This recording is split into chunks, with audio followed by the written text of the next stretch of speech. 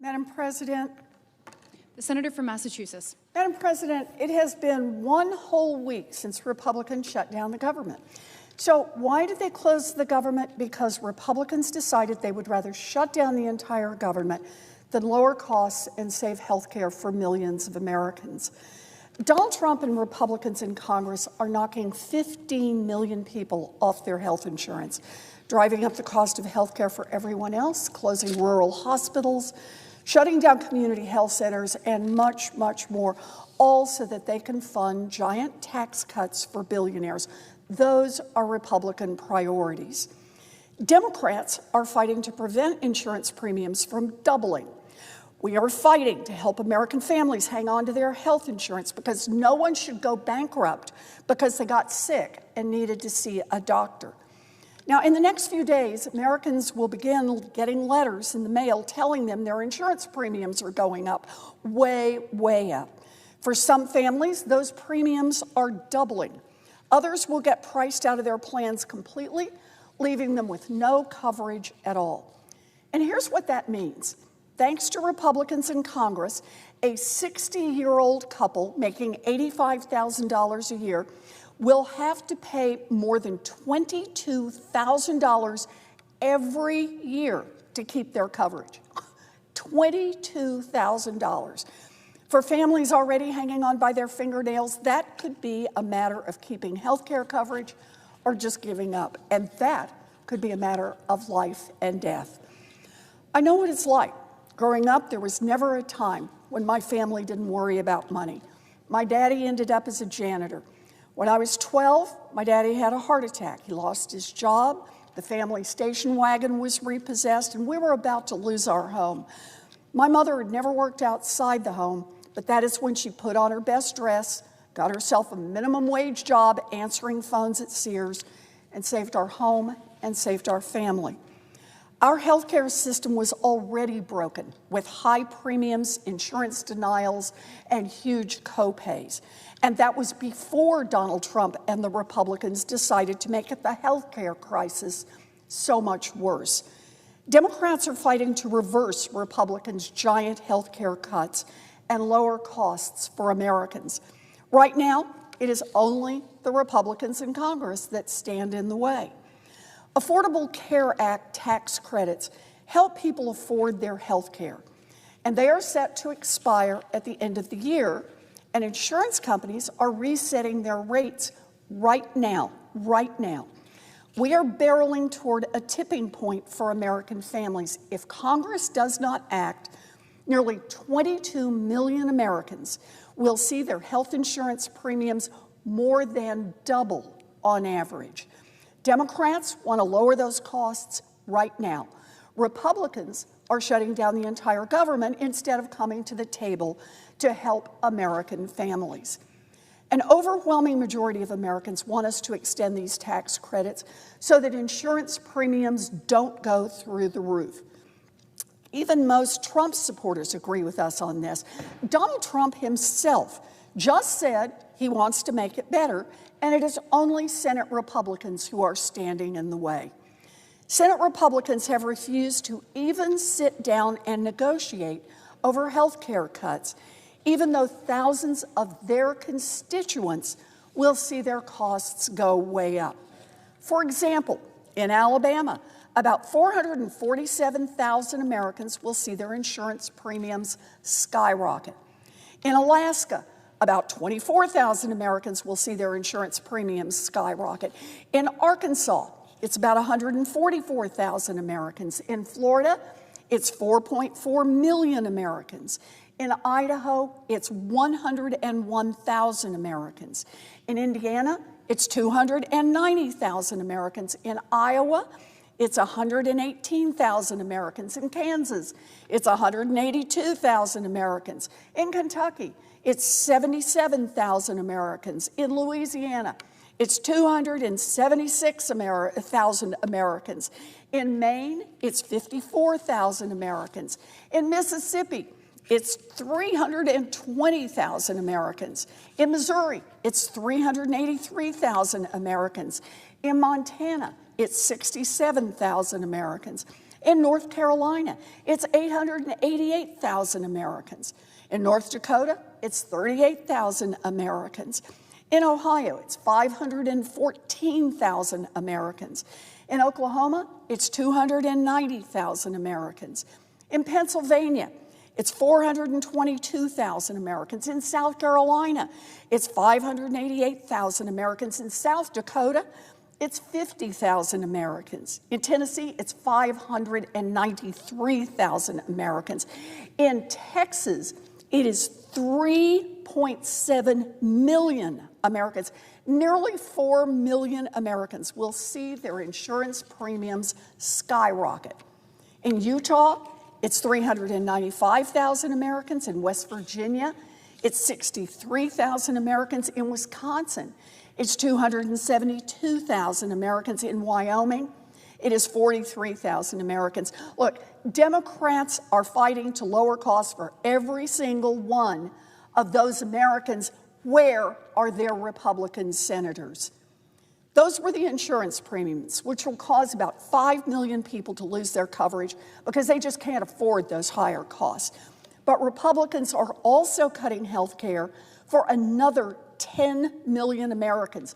That's seniors in nursing homes, mamas with newborn babies, and it's your neighbor who needs a wheelchair or a home health aide to be able to live independently.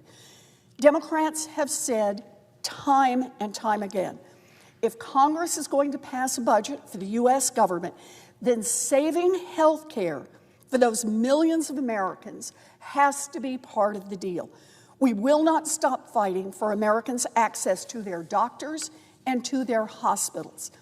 And what has been the response of Donald Trump? He don't want to talk about health care. Nope. Instead, his plan is to inflict maximum pain on Americans during this Republican shutdown. His right-hand man, Russ Vought, is shutting down important infrastructure projects as political punishment. They're threatening to fire many more federal workers. And get this, the White House is furloughing hundreds of staffers because of the Republican shutdown, but they are keeping every single DOJ staffer on. In total, the Trump administration is furloughing over 500,000 workers who work every day to keep our country running. But at least Elon Musk's pals at DOJ are safe. And that tells you everything you need to know about the Republican plans. Look, this may feel like a surprise to millions of Americans, but the Republican attack on Americans' health care has been long in the making. It's exactly the shutdown playbook Donald Trump and his lackeys laid out in their Project 2025. Since day one, Trump has tried again and again and again to shut down the parts of government he just doesn't like. He has tried to illegally wipe away millions of dollars for programs that Congress had already agreed to fund. He has illegally fired tens of thousands of federal workers. He has illegally sent our troops to invade American cities. And the response of Republicans in the Senate has been to bow down and let Donald Trump do all of that and more. And now, during a government shutdown, the President of the United States is saying, quote, a lot of good can come from a shutdown, and quote, we can get rid of a lot of things we didn't want. And while all of that is going on, why would Democrats sign off on a Republican budget without ironclad guarantees to make sure that Trump won't just turn around and go back on the deal and not lower costs for families? The answer is, we won't. While Senate Republicans keep taking orders from their wannabe king and drag out their government shutdown, Senate Democrats will not stop fighting to save health care and to lower costs for families. We want rollbacks of the Republican cuts that will take away health care coverage from 15 million people and drive up insurance premiums for everyone else. This is not a partisan issue. This is not a partisan fight. Democrats are in this fight for all Americans. And we urge Senate Republicans to join us to protect health care coverage for millions of Americans and end this painful government shutdown. Madam President, I yield the floor.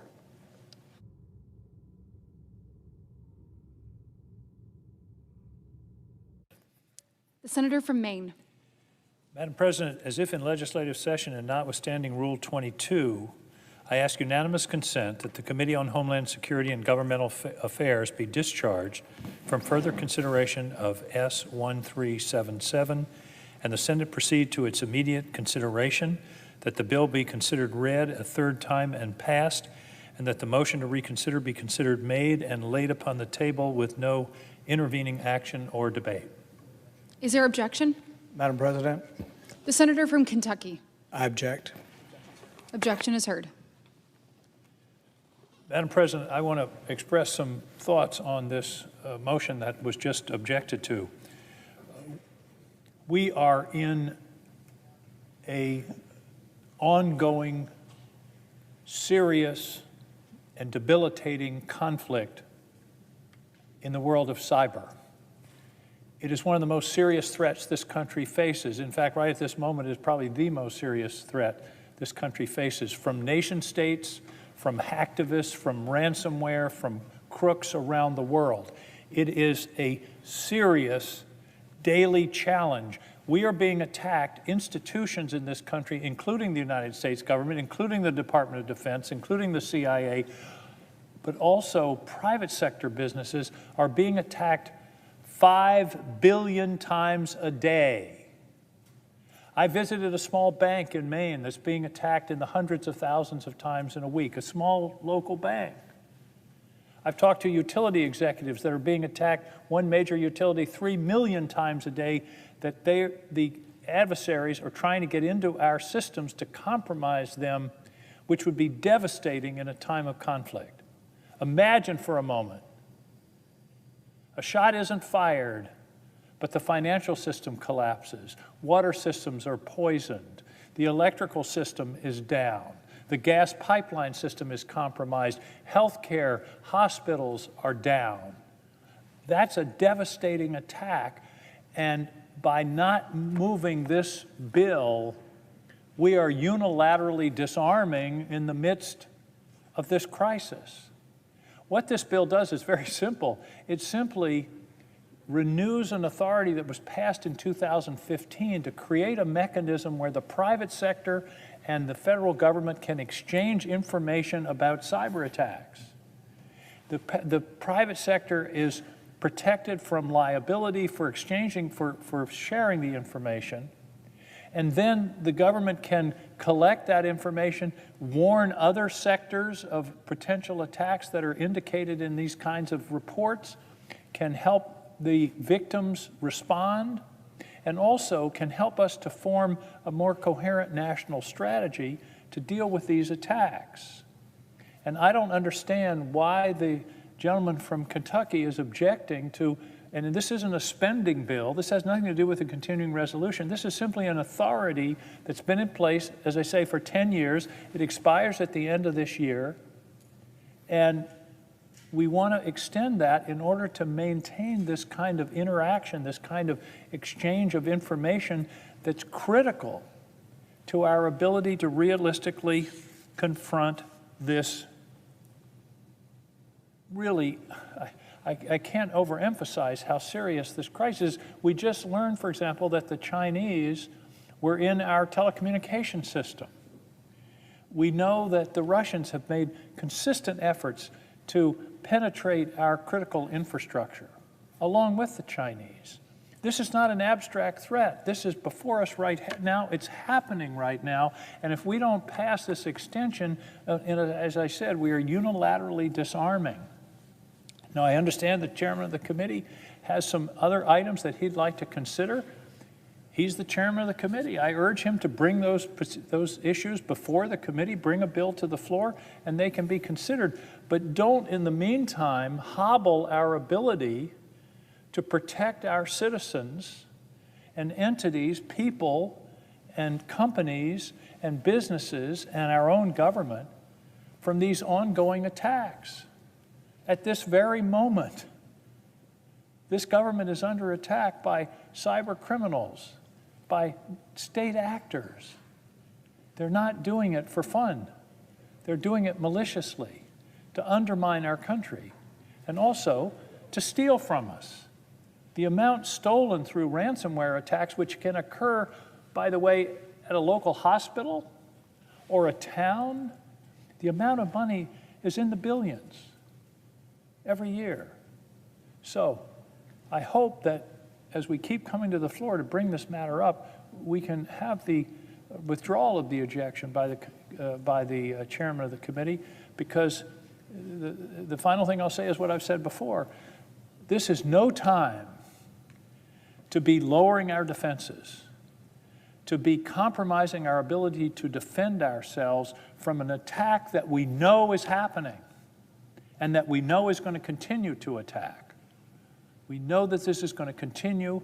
This attack is going to continue on our country, on our institutions, on our businesses, on our citizens, and we have to be on guard. And we cannot allow this authority to lapse and compromise our ability to defend ourselves and the people of the United States. Thank you, Madam Chair. I yield the floor.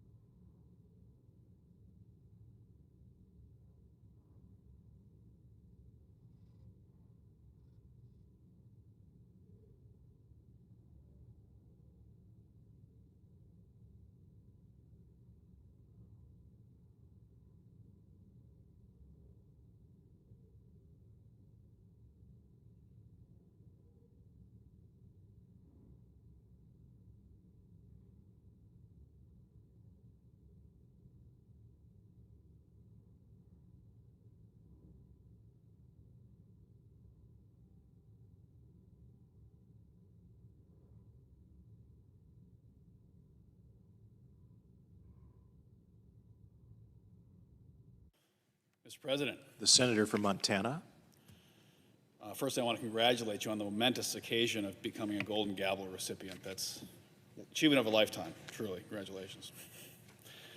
I ask unanimous consent that if any nominations are confirmed during today's session of the Senate, that the motions to reconsider be considered made and laid upon the table, and the President be immediately notified of the Senate's actions. Without objection. Thank you, Mr. President. I rise today to talk about a historic occasion where we are passing the CRA for the Miles City Resource Management Plan. In the last 5 years under the previous administration, we've seen historic attacks upon American industry, primarily our resource industry, which is so critical to Montana's economy, and most importantly, is critical to the 21st century economy of the United States. We are facing an energy crisis where we're not going to have enough power literally in our grid to power our homes, turn the lights on in our homes, and most importantly, fuel the 21st century economic revolution that's coming. From AI to digital currency to quantum computing, the need for energy will be insatiable here in America and around the world. And for us to lead in these technologies, to lead in artificial intelligence, to beat China in the digital currency game, to beat the rest of the world in quantum computing, if we want those technologies to exist in a free and flourishing market, in a free republic like the United States of America, we have to lead in those industries. And that means we have to literally have enough electrons, we have to have enough electricity, we have to have enough power, baseload, reliable, cheap power in our grid to power those industries, and right now we do not. And not only do we not have it today, we won't have it tomorrow if we do not expand our resource economy yet again. That means things like coal have to be unleashed. China's building coal plants every single day. We haven't built one in decades here in America. Right now, there's enough coal under the ground in Montana to fuel our economy for another 1,000 years. It's about time we start extracting it yet again. Not only does it mean thousands of jobs in Montana, in rural Montana, where economic development has stalled for decades, but most importantly, it means economic dominance for the greatest nation in the history of mankind. And many other nations depend upon the economic leadership that America provides. And in the 21st century, that leadership will depend on a strong 21st century economy based on cryptographic currency, artificial intelligence, quantum computing, and all those industries revolve around cheap, reliable baseload power. We need that out of the coal mines in Montana. We need it all across the nation. We need to bring common sense policies back to our resource economy.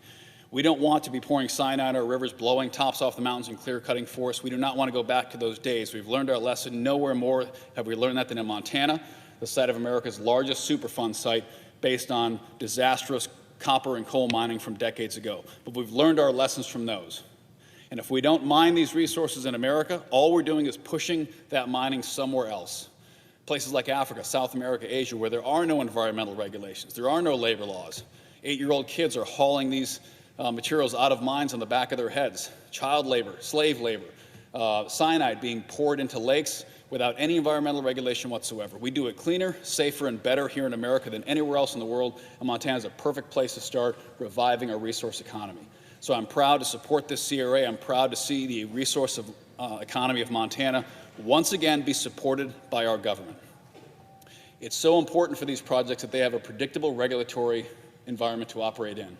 When these companies have to raise billions of dollars in capital to fund these projects, they have to have comfort that the projects will not simply be canceled the next time the political winds shift. 4 years is not a long time when you're making tens of billions of dollars of investments in pipelines, mining, power plants, and huge resource projects. Our investors, American investors and foreign investors, need to have confidence that if they put dollars into the American economy, those dollars are going to be respected, encouraged, and quite frankly, rewarded. And nowhere is it better to mine coal than right here in the US of A, and nowhere better than Montana. We have hardworking people with a great work ethic who take pride in their work and want to fuel the 21st century economic explosion that will happen right here in this country. The time is now to build our electrical grid. The time is now to revitalize our resource economy from timber to coal to copper mining to oil and gas. The Miles City CRA brings back common sense and gives certainty to a resource economy, and most importantly, our private sector partners who will make the investment so that's possible. I vote in favor of this and hope our colleagues on the other side of the aisle also support the Miles City CRA. Thank you, Mr. President.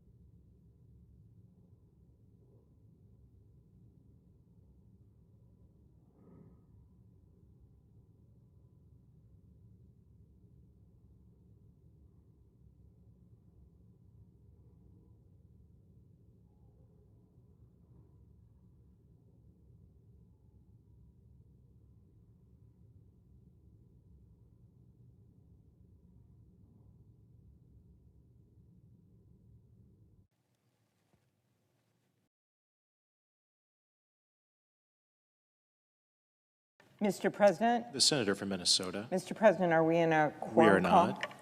Mr. President, I rise today because the American people deserve affordable health care, and they deserve a government that works for them, not a government of threats, not a government of bullies. They deserve a government that comes together in a bipartisan way to find solutions to the problems and challenges they face. Sadly, right now, we are on day 18, where the Republicans in the House of Representatives have not reported to work. Day 18. I went over there this morning, and there are literally more statues of former Republican leaders than there are actual Republican House members in the entire House. I walked down the hallways. I went to the door. I went to see if anyone was there. There's no one there. There's just a bunch of statues of former leaders. We need real leaders right now over in the House that are willing to sit down and negotiate with members of the Senate and, yes, with the president. Not to be rubber stamps of the president, but to actually come back and say, this is what I'm hearing from my constituents, because we know what they're hearing. We have seen the numbers. And some of them have been willing to say it. Some of the House members on the Republican side, some of the senators.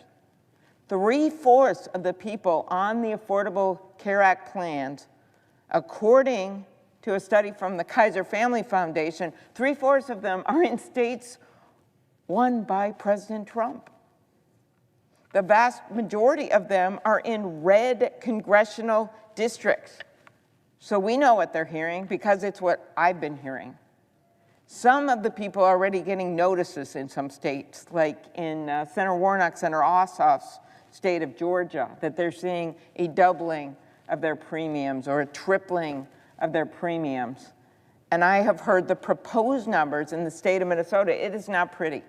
A few weeks ago, I went on a 13-county rural tour in my state. I visit all 87 counties every year. And I met with soybean farmers, and one of them told me that what he was seeing between the tariffs drying up his market, 60% of the soybeans in Minnesota are exported around the world. We're proud of that. We feed the world. Those markets have dried up. They can't sell their soybeans. They can't get a good price for their soybeans. Heard the same thing from our corn growers.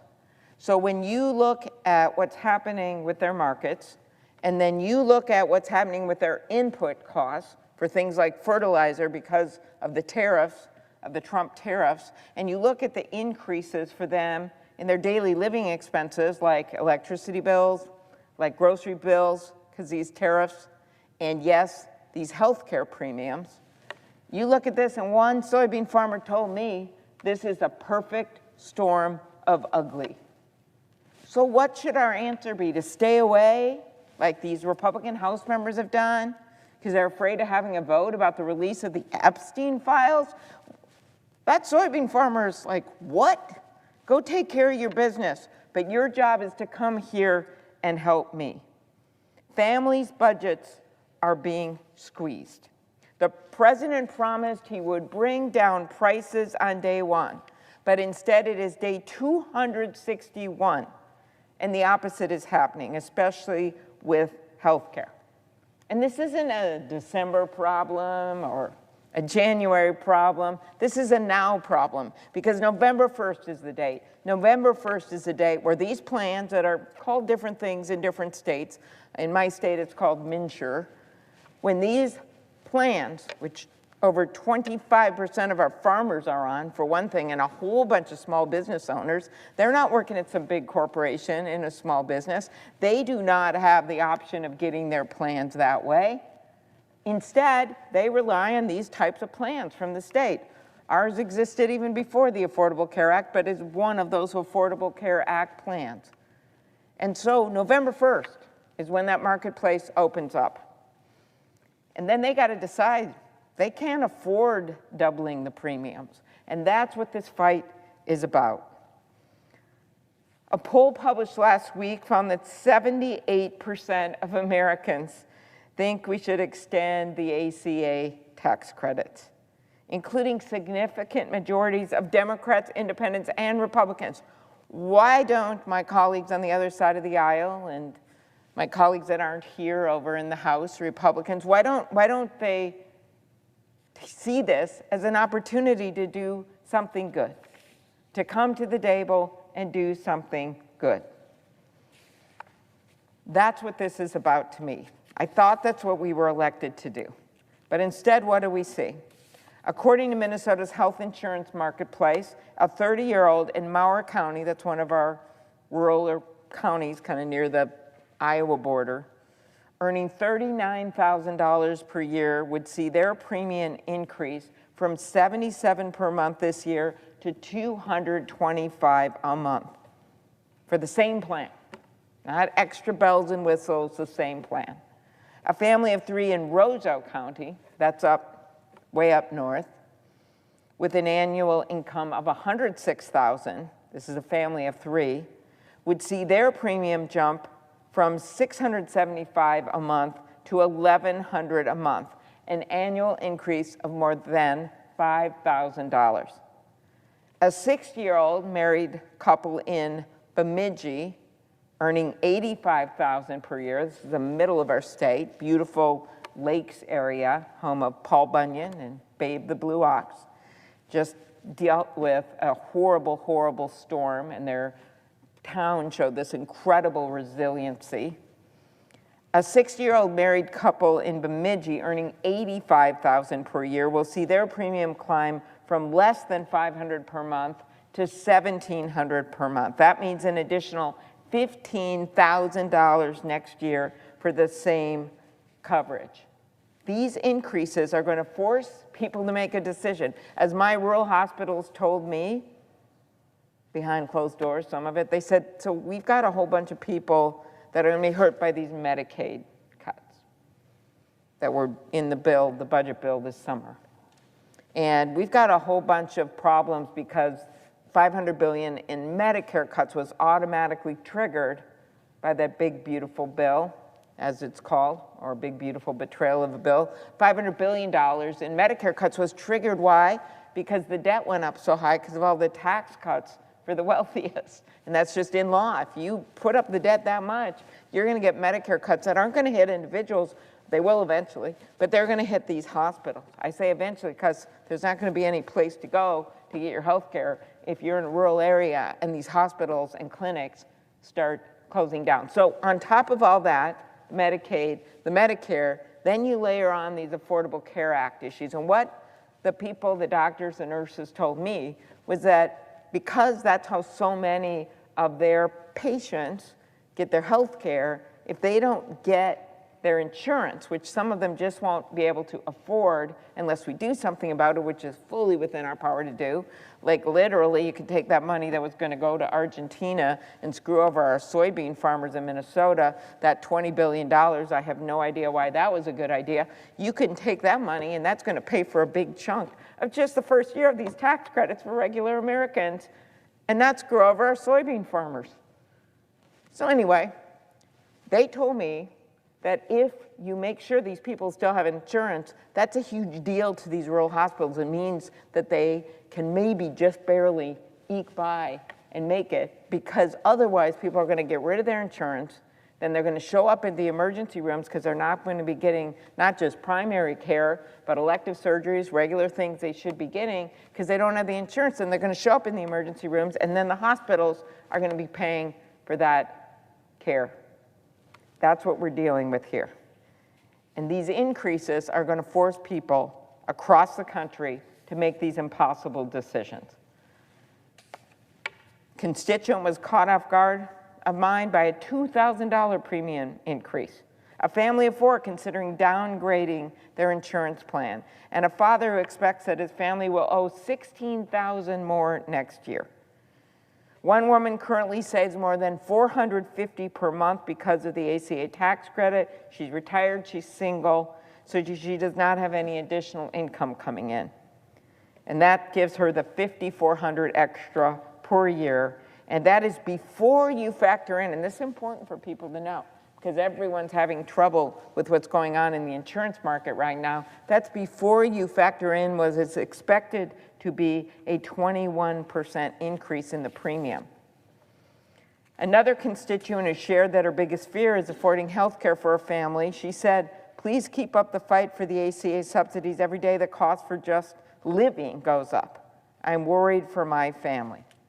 We know our healthcare system is far from perfect. There are many steps we should take to improve it. I could spend the whole day giving you some ideas that would be constructive. One of the things that I finally got passed into law that I spent years working on and leading the bill, a negotiation of prices under Medicare. Congress, before I got here, somehow locked itself in to what the prices should be under Medicare, and you could see people and our worthy veterans under the VA getting much better deals on their drugs than all of the seniors in America. Why? Because the VA was negotiating for prices and Medicare was banned from negotiating.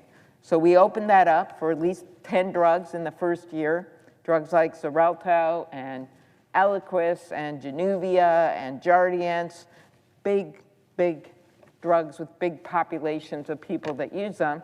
And we got that negotiation started during the last administration, and we're able to get some remarkable savings, but there should be many more savings. And these are supposed to be negotiated 15 more drugs and 15 more drugs and 15 more drugs. And I can tell you right now, I'm watching to make sure that happens. But there could be a lot more we could do on the front of pharmaceuticals and many other areas of healthcare. But instead, the least we can do right now is make sure that people are going to end up bankrupt when small farm bankruptcy is at a 5-year high right now, who live in rural areas. We're asking our colleagues to come to the table. We're asking the Republicans in the House of Representatives to return to work so that they aren't outnumbered by a bunch of statues that have been sitting there for 100 years in the rotunda. We'd like the real representatives to come back and join us in negotiating to end the shutdown, which is what we want, but also to do something to help Americans with their health care. Mr. President, I yield the floor.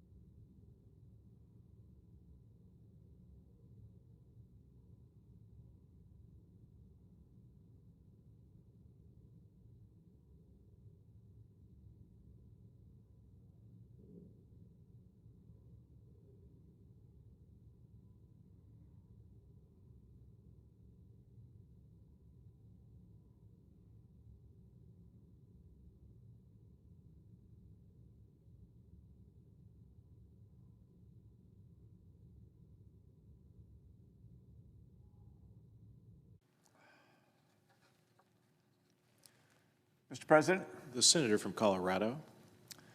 Mr. President, this really is a turning point for our country, and a turning point in our fight to make health care more accessible for all Americans. For the first time in 6 years, the government is shut down. And certainly nobody wanted to get to this point, including me. But we're here for one reason, because the MAGA Republicans shut down the government because they refused to address the health care crisis that they've created. Earlier this summer, the administration passed their, what we call the Big Bad Betrayal Act, as we call it, at a time when Americans are begging for financial relief. They were stripped of health care, faced with the loss of health care for 15 million people. That's right. The MAGA Republicans have gutted more than $1 trillion over the next 10 years from Medicaid and the Affordable Care Act, health care that literally millions of Americans rely on. And we're not just talking years in the future, it starts this month. At the end of this year, the Affordable Care Act's tax credits will expire unless Republicans act now to extend them. If they don't, and they are clearly divided on this issue, premiums across the country, on average, are going to double starting next year. As a little perspective, that means many Coloradans will pay over $1,000 more for health care in 2026 than they did in 2025. Now, insurance companies are just starting to notify Americans about these massive cost increases. And you talk about a kick in the gut. When I was governor, we expanded health care to 400,000 Coloradans with help from the ACA tax credits. We got to 96% coverage for Coloradans to have health care. MAGA Republicans want to undo that progress, and we shouldn't let that happen. It doesn't end there. The budget bill is the centerpiece of a much broader campaign to strip health care coverage away from millions and millions of Americans. The moment the president took office, MAGA Republicans essentially handed him and Secretary Kennedy a free pass to attempt to dismantle our public health care system and to destroy much of the science-backed public health policy. Now, what exactly did they do? Well, the president and RFK Jr. fired every single member of the CDC's independent panel on vaccines and replaced them with vaccine skeptics, people that really didn't believe too much in the value of vaccines. Then when the president's own CDC director voiced her opposition, they fired her too. Now that puppet panel completely changed the COVID vaccine recommendations for Americans. Now folks across the country are struggling to figure out whether they can get a vaccine at the pharmacy and what it's going to cost. The president's first administration oversaw Operation Warp Speed, which developed the first COVID vaccines in what was almost a miraculously rapid time frame. But now he's actively undermining that same science. It's astounding. Reproductive health care, they're gutting that too. Again, back when I was governor in Colorado, we made free and low-cost birth control accessible to every Coloradan. We reduced unwanted pregnancies by almost 60%. Now this administration is doing everything they can to eliminate the last remaining abortion protections. They're threatening access to mifepristone, a medication that's been proven safe and effective for nearly 30 years. On top of that, they've completely given up on things like fighting cancer, slashing hundreds of millions of dollars in cancer-related research grants. That's right, you heard me clearly, cancer. Now we can't even agree that cancer is worth beating. If that wasn't enough, the White House actually reached out, publicized, the president talked to pregnant women, told pregnant women not to trust their doctors, but that they could feel assured that taking Tylenol while you're pregnant would cause autism. They did this without any scientific proof. It's hard to believe that they were telling pregnant women that Tylenol was going to cause autism. It's, in many ways, one large diabolical fear tactic. And it puts the health of so many Americans at risk. And we can't let it continue, which really brings us to this showdown. We're asking for this administration to negotiate and to take basic action to restore health care to Americans.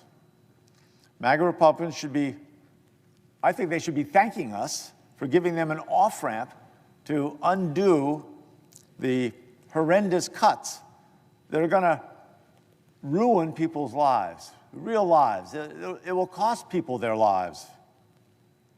So far, no one seems to be listening, but here's what's at stake if we don't hold our ground. I recently, a couple weeks ago, visited a nursing home in Lakewood, Colorado. Now, Many Americans don't know this, but Medicaid covers the cost of roughly 60% of residents in nursing homes across the country. At the facility I visited in Lakewood, over 90% of the residents are there because of Medicaid. I sat in a circle surrounded by residents, some with disabilities, and their caregivers, all trying to understand what these cuts meant for their health, for their lives. One resident told me point blank that Medicaid saved his life. He said he would still be living on the streets without it because the cost of his epilepsy medication was far too high. His health care, his medication, the roof over his head is now under threat with these cuts coming to Medicaid. This is a very sobering truth. If you're a single adult in Colorado, you don't even qualify for Medicaid. You'll be making too much to qualify for Medicaid if you earn more than $1,735 a month. That is $10 an hour. If you make more than $10 an hour, you don't qualify for Medicaid. So you've got to be working, and you've got to make less than $10 an hour. Pretty easy to verify, and creating the red tape and bureaucracy to get at these mythical cases of abuse, it defies rational thought. The president's big ugly bill doesn't just put a $1 trillion hole in health care, but it creates mountains of paperwork and endless reams of red tape. It creates challenges for people with disabilities, and people making $10 an hour are going to have a real hard time navigating. And if they fill out a form incorrectly or they don't turn it in on time, they get something wrong, they'll get kicked right off of health care. It's immoral. It's inhumane. This is what Medicaid is for, to make sure Americans get the care they need to stay alive, to keep shelter over their heads when they need around-the-clock care. All of it's under threat. Take one look on social media and you'll see why the White House and MAGA are trying to make this into one big joke. It's a carnival of jokes. But they can't avoid the suffering and the fear that their actions are causing. Americans elected a president because he promised to fight for the people who slipped through the cracks. But he's turning the very ground they stand on into quicksand. MAGA Republicans have passed a bill to take health care from 15 million Americans. Americans with cancer, sick kids, people living in nursing homes. With the money they saved, they gave trillion-dollar tax breaks, in many cases, to the wealthiest of Americans and to the largest of corporations. Now, hundreds of rural hospitals and clinics are at risk of closure. Millions of Americans are going to be uninsured. Many of them have pre-existing conditions, which will make them getting insurance again nearly impossible. And they're going to be faced with health care premiums that will be doubling. And that's for literally millions of Coloradans, or millions of Americans. And we're not talking decades in the future. We're talking about next month when these premiums go up. By November 1st, Coloradans on the marketplace plans that they get from the healthcare exchange, they'll be getting the terrifying news, the alert, from the insurance company that their premiums are about to increase. What we're being told is that some Colorado families are going to see price tags $1,000 a month higher than what their normal payments were. Democrats are fighting for one thing: to protect the essential care that millions of Americans rely on every single day. It's about making sure that moms and dads, little kids, grandparents, newborn babies don't fall through the trillion-dollar hole that MAGA has created in our healthcare system. Let's work together, let's reopen the government, and protect the health care for the people of this country. We'll be waiting and ready at the negotiating table. Thank you, Mr. President. I yield back the floor.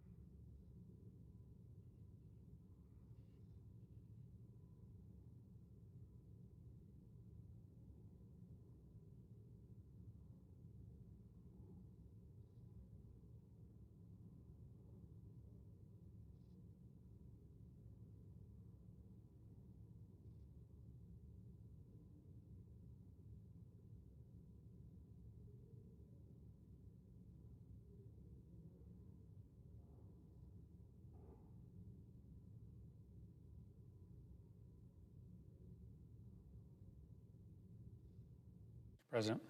The senator from Connecticut.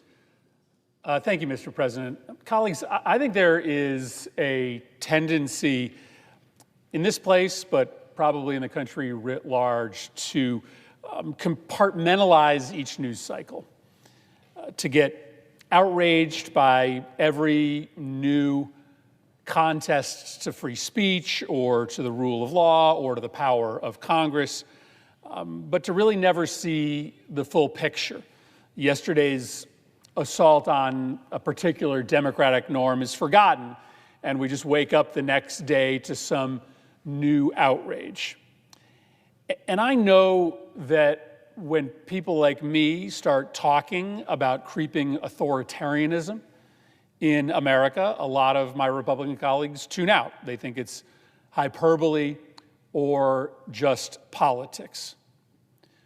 But I think it's time for all of us, Republicans and Democrats, to really step back and come to terms with the full picture of what is happening right now in America. I know that there are many Republicans in this chamber who are not ready to give up on democracy. But there are a group of radicals surrounding the president who have convinced him to operationalize a plan that is designed to try to crush political opposition and dissent in this country.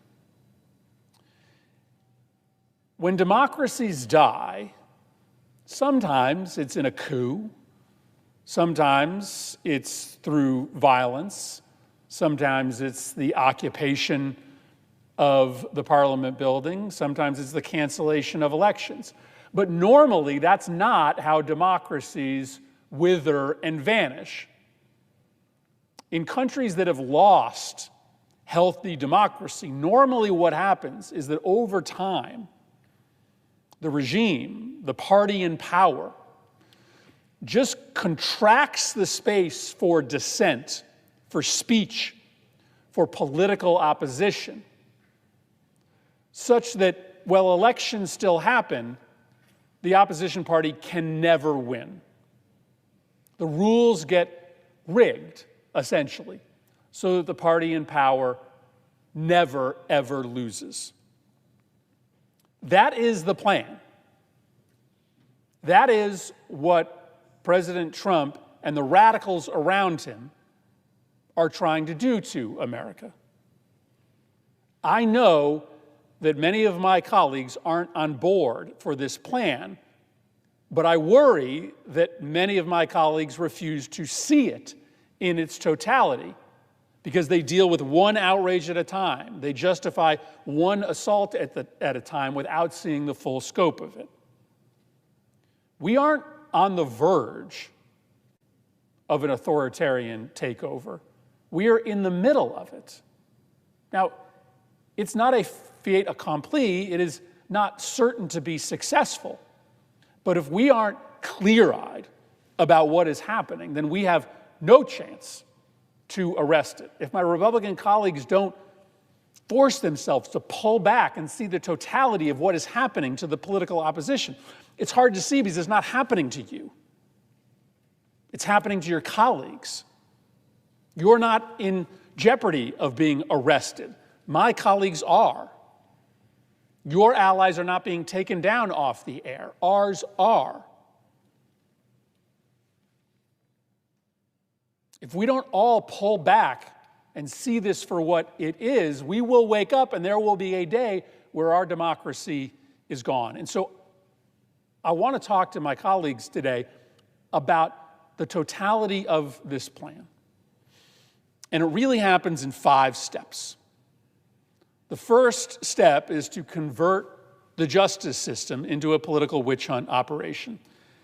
Every totalitarian relies on the justice system to punish dissent, but also to immunize illegality for loyalists. That's the deal you get in a totalitarian state. If you speak out against the government, well, then the legal system comes crashing down on you. But if you are loyal to the government, then you can get away with crimes. We are seeing this at scale right now. The indictment of James Comey for no crime. Not a single prosecutor in that office in Virginia would sign the indictment, not a single one, until President Trump sent his personal lawyer to take over that office, because only she would sign the indictment. We see this in the arrests that are being readied for at least one Democratic senator, for the Soros family, for the Attorney General of New York, for behavior that is not criminal, for behavior that apparently, reportedly, has been engaged in by plenty of other people. But you also see it in the way that it ultimately plays out in a very quiet way. The goal here is not to arrest everybody that opposes Donald Trump. The idea here is to just put enough fear into the ranks of those who might speak truth to power that they stay quiet. And it's undoubtedly happening. There are undoubtedly people in this country who see what is being threatened to Senator Schiff, what has happened to James Comey, and they have just decided to remain silent. This is a tried and true tactic of a totalitarian state, is that they threaten people with arrest if they speak up, and lots of people just decide not to speak up in the first place. But what also happens is that if you are loyal to the regime, you get away with crimes. See what happened to the mayor of New York, Eric Adams. He allegedly had committed a crime. He had committed significant corruption, but was exonerated by President Trump only after the mayor pledged his political loyalty to the president. In fact, one of the president's representatives and the mayor went on television to essentially publicly do the handshake. Loyalty from the mayor to the president, and exoneration of corruption from the government to the mayor. This is how totalitarian regimes control speech. They punish through the legal system dissent. They immunize corruption amongst those who are loyal. The second part of the plan is to eliminate free press and replace it with state-run media. Now, I don't know that I'd go so far to say that we have state-run media in the United States yet, but there is an attempt underway to try to use the vast regulatory powers of the administration to censor media. And again, the administration isn't hiding it. They are going on TV and celebrating the fact that in the latest instance, they threatened to pull the licenses of TV stations that didn't take off the air one of the president's loudest critics. But we also see it through the consolidation of media into the hands of allies of the president. One family that has just taken control of a major media group that owns, amongst other properties, CBS, is looking to also take control of CNN and may have an ownership stake and a control stake in TikTok. That family has shown a willingness to censor content, pulling Stephen Colbert off the air, and to put in place essentially Trump-approved censors for their future news content. So you get to state-run media not necessarily through the state owning and operating media, but by the state using its regulatory powers, its control of licenses and mergers, to make clear to the billionaire class that they can own media, that they can make a lot of money off of media, but only if it propagates Trump's narrative and suppresses criticism. It's happening right now. We're watching it happen. The third step in the plan is to militarize law enforcement. The deployment of the military to Chicago and to Portland to Los Angeles is illegal. It is illegal. But it is designed to try to once again quell dissent and protest. This isn't about public safety. This is about political intimidation. And you're just naive if you think that folks aren't going to be a little bit less interested in showing up at a protest if they're worried about getting roughed up by law enforcement. You are naive to think that there isn't an impact on speech when the military is patrolling your streets. The signal that is being sent is that if you speak up in opposition to this president, you are going to be greeted by troop deployments and tear gas and military helicopters. The fourth step in this plan is seizing control of government spending and taxation. And here is where I fail to understand why there isn't bipartisan agreement, why we don't join hands. Our founding fathers saw what the British king did, using taxation and spending in order to compel loyalty to the crown, in order to punish the colonists when they rose up in defense of their rights. And so when they wrote the Constitution, they deliberately put the spending and taxation powers not in the hands of the executive, but in the hands of Congress, where every faction is represented. Thus, this body is in a position to broadly protect the rights of all people. Trump is seizing spending power from us, canceling grants unilaterally, most recently, brazenly deciding to refuse to spend money only in the states represented by Democrats. The day after the shutdown began, they announced that they were first suspending billions of dollars worth of projects in just one city, New York City, not coincidentally represented by the Democratic leader in the House and the Senate. And then hours after, they released a list of canceled energy projects. They listed the states that they were being canceled, and every single one of those states was represented by 2 Democratic senators. Everybody knew what was happening. It was an effort to use the spending power seized by the executive to punish representatives of the people who oppose the president politically. And then the fifth part of the plan is to rig the rules when the rules don't work for you.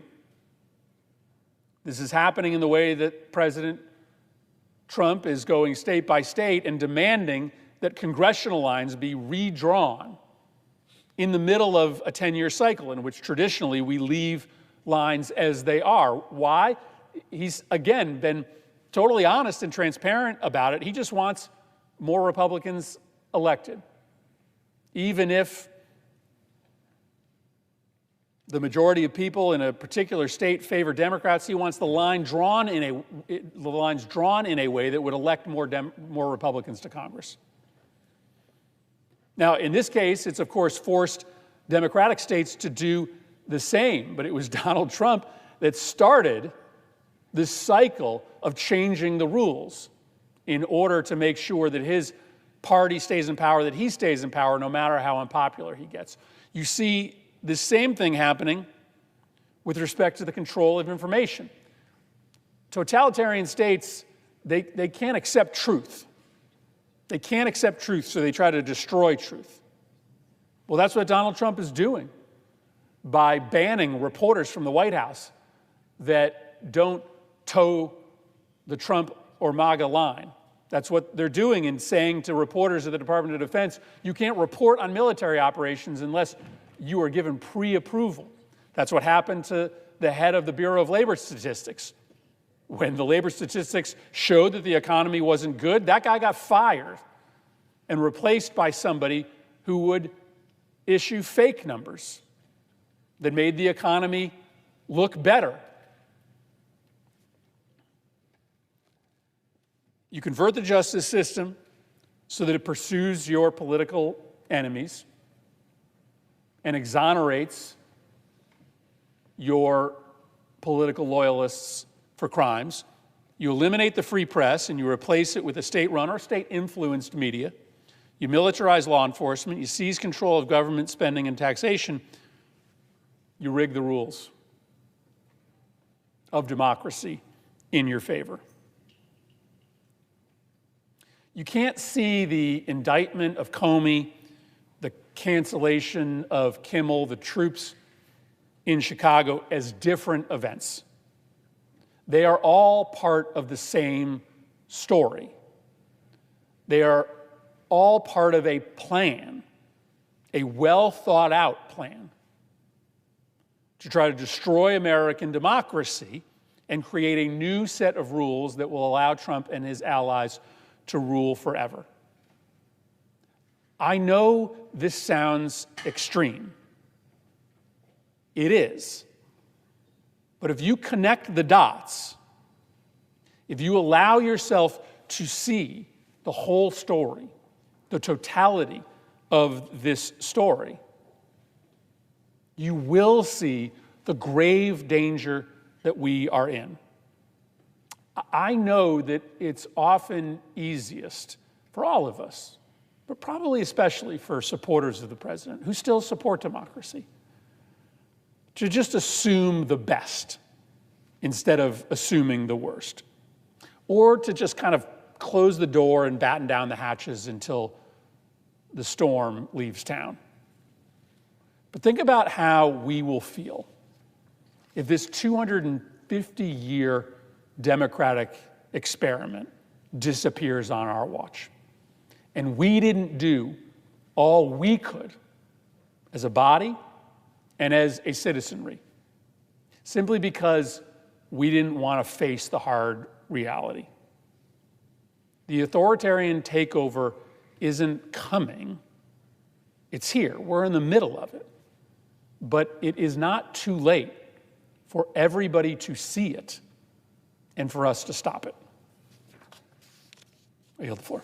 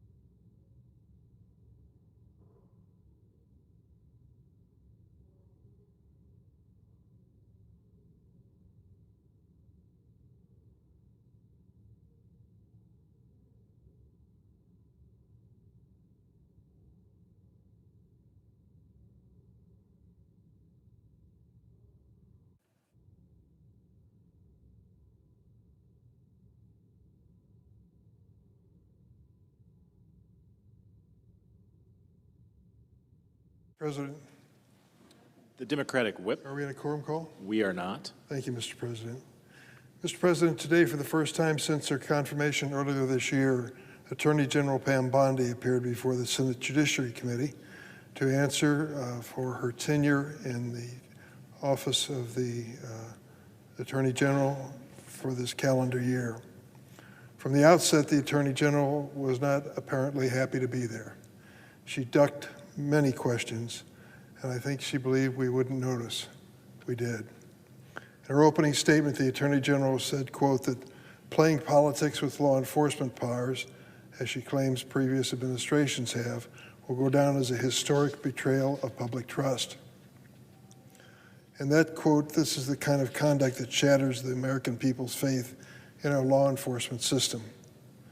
That's interesting coming from an Attorney General who, over the course of 8 very long months, has presided over exactly such a betrayal of public trust. The Attorney General has systematically weaponized the Department of Justice, turning it into a shield to protect President Trump and his allies and a sword to attack his opponents. She has made clear that her loyalties lie first and foremost with the President, not with the Constitution. And in doing so, she effectively has shut down justice at the Department of Justice even before the party controlling the White House, Senate, and House of Representatives shut down the government. Last week on the Senate floor and in the wake of the federal indictment against former FBI Director James Comey that was ordered by President Trump expressly, I warned of the dangers posed by weaponizing the Justice Department in a political fashion. A president enabled by people like this Attorney General, who can warp the Department of Justice and FBI into a personal police force to target his enemies, can turn it against ordinary Americans too. And unfortunately, the city of Chicago, which I'm proud to represent, is feeling that today. In an especially egregious instance in the city's South Shore neighborhood last Tuesday night, hundreds of armed federal agents rappelled from Black Hawk helicopters and swarmed an apartment building in the South Shore area. This made-for-movies entrance was into a building which apparently the ICE agents knew little about the occupants.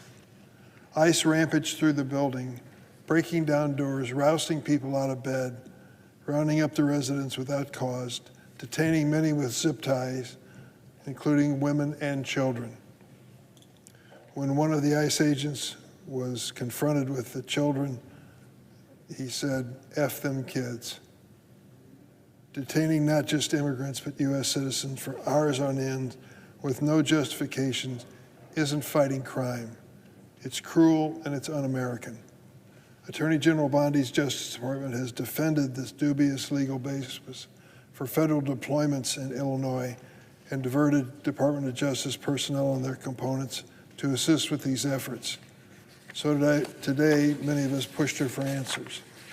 I asked her if anyone at the White House consulted her about the National Guard deployments to Chicago and other cities. She refused to answer that she'd even had a conversation with the White House about their justification for sending hundreds of National Guard troops into the city of Chicago. I asked what secret the Attorney General was trying to hide from the American people, who deserve to know the legitimate legal rationale deploying American military to our cities. She responded by attempting to blame Democrats for the Republican shutdown and attacking me for not loving Chicago as much as I hate President Trump. That was a quote. I've been a member of the Judiciary Committee for 20 years plus. Never have I encountered a witness from any other administration of either political party responding to legitimate questions with personal attacks. She had a personal attack crafted for each one of the senators and thought she was getting the best of us. But that kind of unserious response is what we've come to expect from Trump administration officials, whose priority is loyalty, not the rule of law. If DOJ is serious about reducing crimes, they would work in conjunction with state and local leaders to implement evidence-based policies that do drive down violence. But the fact is that this administration actually cares more about spreading fear into the hearts of our communities and catering to the vengeful whims of President Trump and Steve Miller. It's political theater with an immense human price tag. I also asked Attorney General about the Epstein client list, she wouldn't touch it. She said in February publicly that the client list was, quote, sitting on her desk. Well, it's October, and the American people are still waiting for answers on this. She refused today to provide any information about this list. And we know why. A few months ago, a credible whistleblower told my office that FBI agents were instructed to flag any mention of President Trump in the files for Mr. Epstein. If true, that's not law enforcement, that's political protection. So I pressed her again today for more information to be made public. She refused. Mr. President, what we saw in today's hearing was an Attorney General unwilling, maybe unable, to defend what has happened in her department. Whether it's the Epstein files, Chicago immigration raids, sweetheart deals for Trump allies, or the mass purging of career law enforcement, her silence tells a story. Saying, quote, I'm not going to discuss this with you, may have worked today, but one day she'll need to answer for her conduct in this role, and she'll need to defend her record, one that saw the dismantling of the Department of Justice for political purposes on her watch. Mr. President, I yield the floor.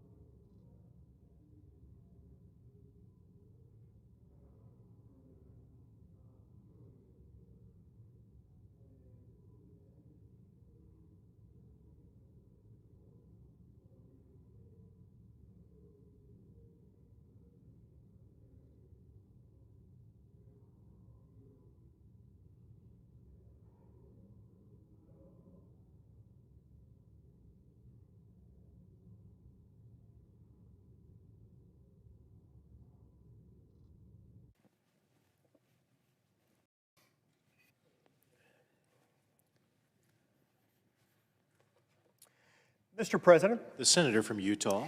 Mr. President, the story of America is the story of a people who looked upon the West and saw promise. Where others saw wilderness, Americans saw a future. They dammed rivers that had flowed ungoverned since creation, mined mountains that had defied the reach of man, and turned harsh plains into fields that would feed a continent. From that audacity came a republic that could feed itself, power itself, and then, when tested, defend itself. The Federal Land Policy and Management Act, known commonly as FLPMA, enshrined this principle of multiple use and sustained yield for federal lands. It codified the promise that the land belongs to the people and ought, therefore, to serve them.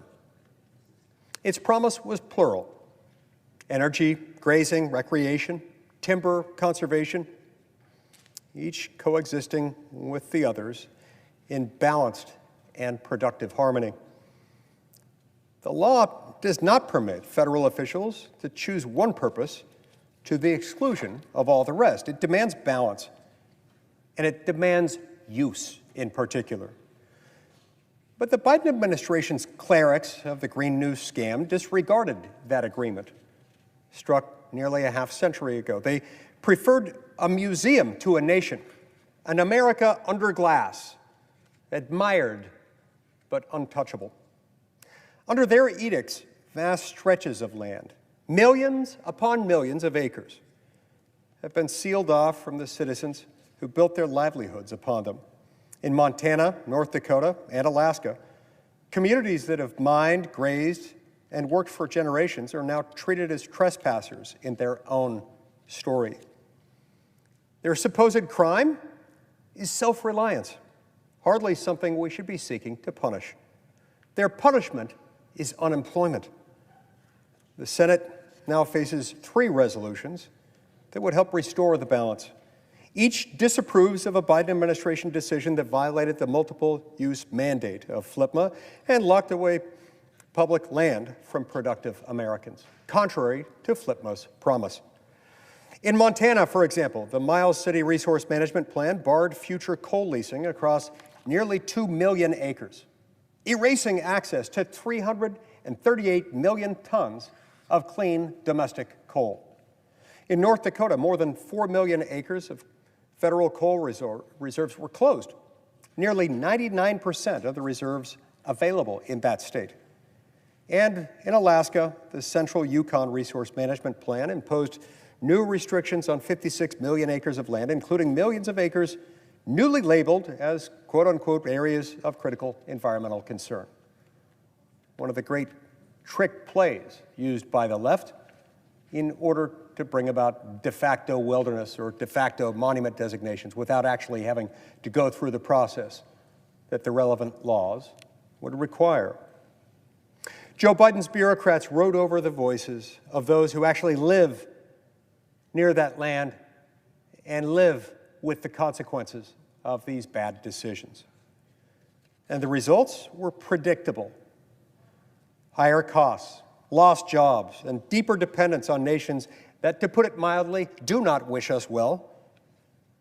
Every shuttered mine, every idled rig is an act of self-imposed amnesia, a willful type of forgetting of what made America both prosperous and free. Now, luckily, President Trump and Secretary Burgum are correcting that course.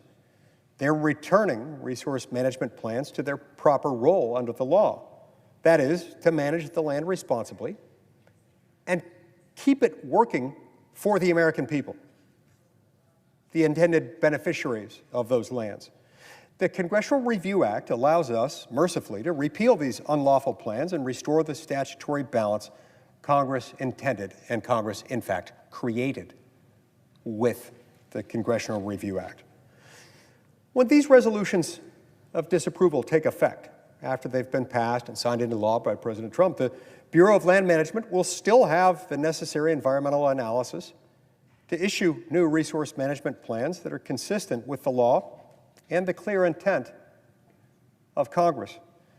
Plans that open access where it was previously closed, respect local voices that were previously ignored and bring federal management back within its legal bounds. That is how the process should work. That's how it's supposed to work. Under the law as written, it's how it does work. It's at least how it always should have worked, but didn't work under the Biden administration, like so many other things.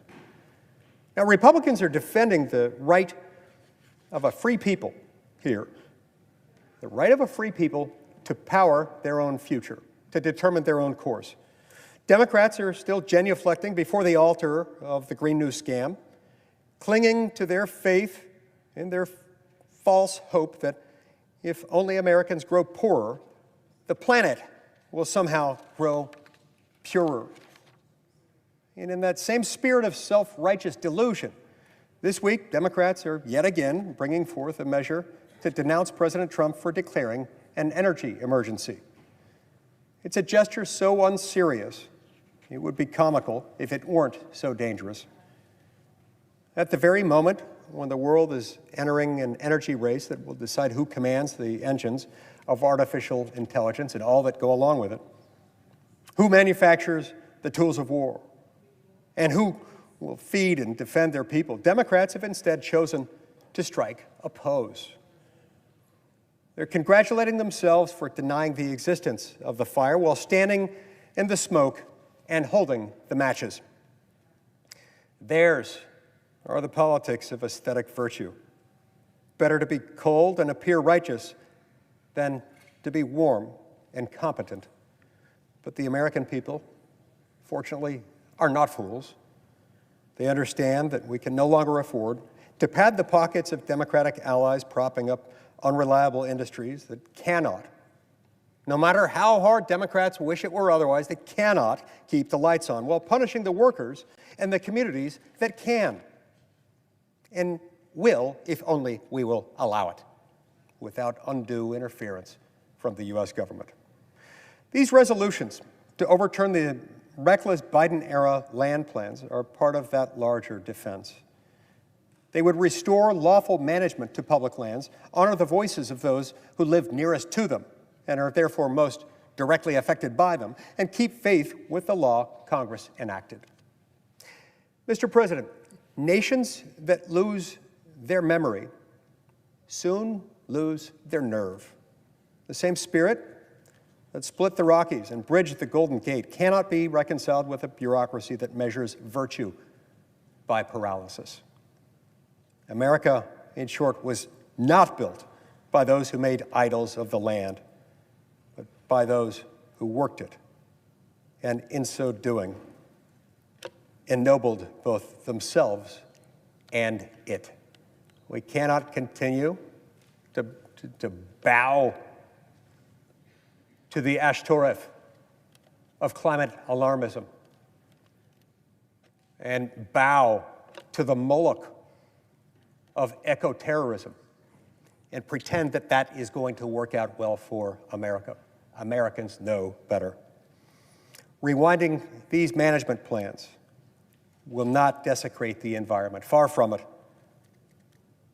But they will deliver.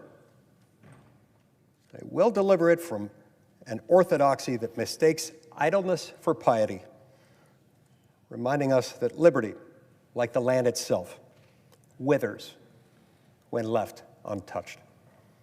It's therefore with all the energy, enthusiasm that I'm capable of communicating that I invite my colleagues to do the right thing, to vote for these resolutions of disapproval, and to right the gross wrong that has been inflicted on the American people, particularly Americans in and around the states affected by these ill-designed, ill-conceived resource management plans. Thank you, Mr. President.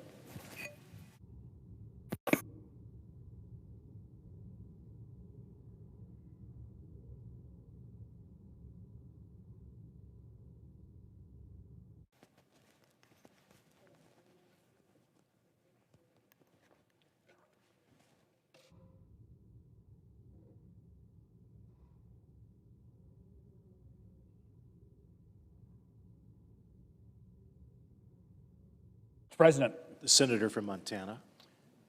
Mr. President, today the Senate will vote to proceed to my joint resolution to congressionally disapprove and officially roll back President Biden's anti-coal rule in Montana. H.J. Res. 104 is supported by the entire Montana delegation. And I want to thank Congressman Downing and Congressman Zinke for leading this resolution in the House, and for Senator Sheehy for joining me in the Senate. And this resolution is supported by many Montanans, starting with the governor of Montana, Governor Greg Gianforte, the mayor of Colstrip, Montana, the Montana Coal Council, the Montana Electric Co-ops, Northwestern Energy, local counties, both of the affected coal mines, and many, many more, and I will tell you, many, many more coal miners. I want to explain quickly what we are doing here today. Today we will take the first step in overturning the Miles City Resource Management Plan amendment that prohibits any new coal leasing in eastern Montana. Let me be very clear, this resolution only overturns the anti-coal amendment that was issued by the Biden administration after the last election in the final days of their term. None of the actions taken today affect the underlying Miles City Resource Management Plan or how the BLM manages recreation, conservation, and other energy developments in the state. Future coal development will be managed under the existing resource management plan as it had for years before Biden slipped in at the last hour this amendment. Now, why is this important to Montana? The Biden amendment prohibits all new coal leasing across all of eastern Montana. Eastern Montana and Wyoming are home to the Powder River Basin. These are the largest coal reserves in the United States.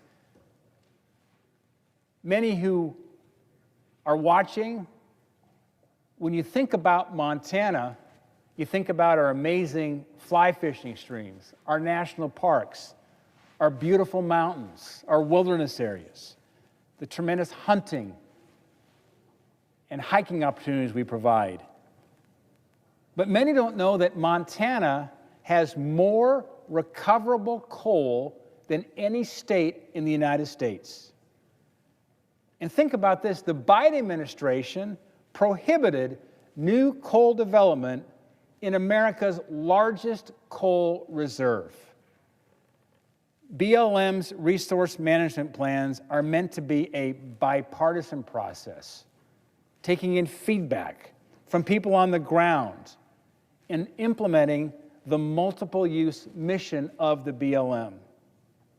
But sadly, the Biden administration tried to pull a fast one. They took this process, flipped it on its face, and they disregarded the voices of Montana. Well, I can tell you here this afternoon, the voices of Montana are speaking loudly with a united Montana delegation both here in Washington as well as Montanans back home in the state, and we are going to right that wrong today. We're going to give Montana a voice in the process. Overturning this partisan rule will grow Montana energy jobs and help our rural communities.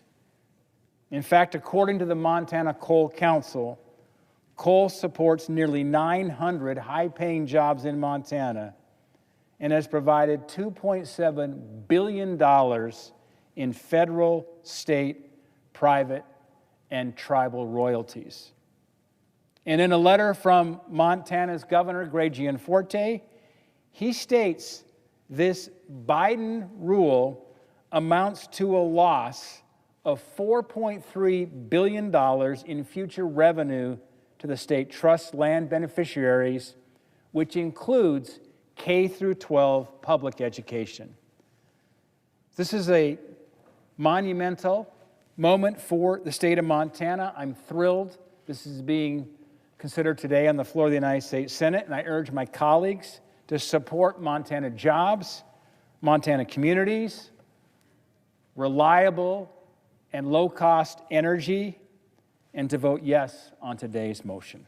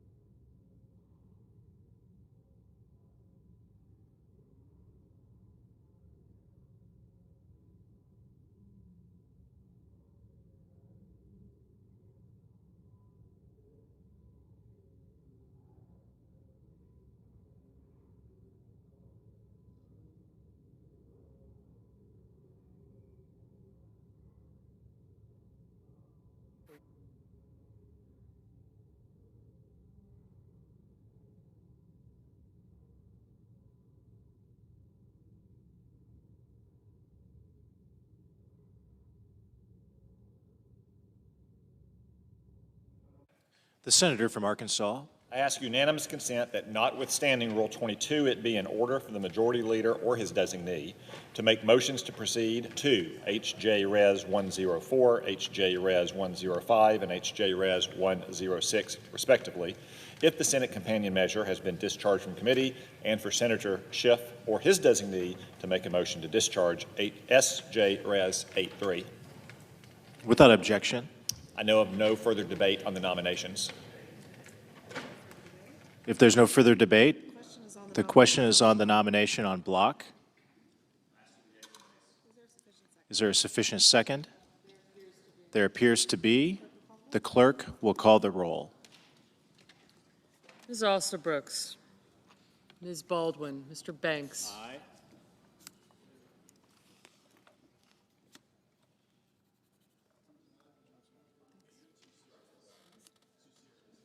Mr. Barrasso. Mr. Bennett. Mrs. Blackburn.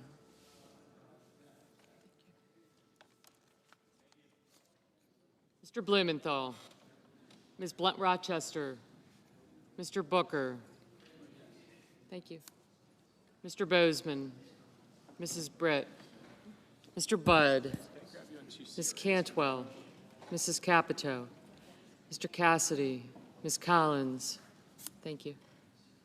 Mr. Coons. Thanks. Mr. Cornyn. Ms. Cortez Masto. Mr. Cotton. Mr. Kramer. Mr. Crapo.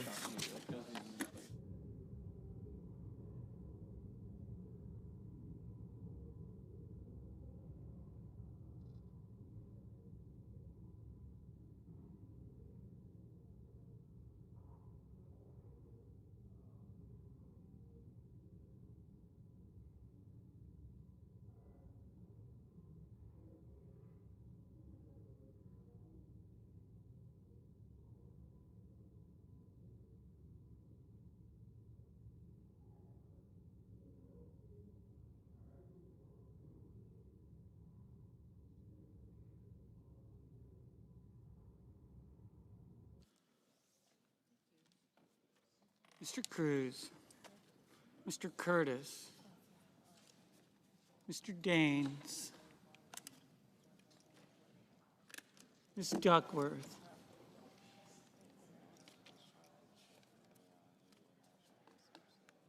Mr. Durbin,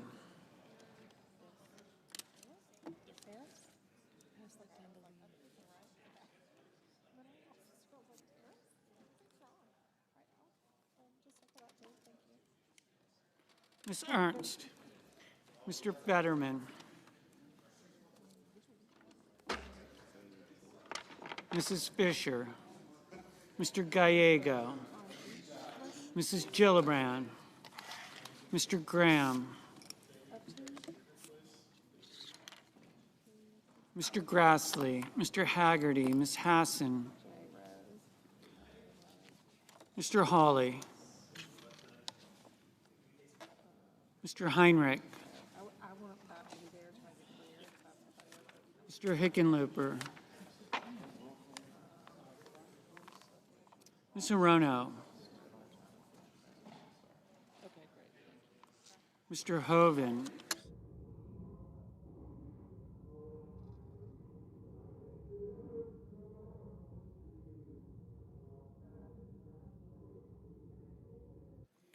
Mr. Husted, Mrs. Hyde-Smith, Mr. Johnson, Mr. Justice, Mr. Kane, Mr. Kelly, Mr. Kennedy,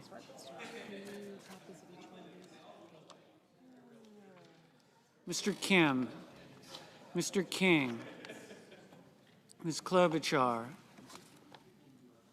Mr. Langford, Mr. Lee,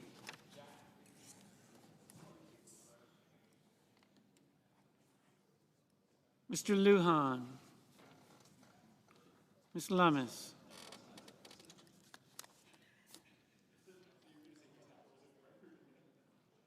Mr. Markey, Mr. Marshall.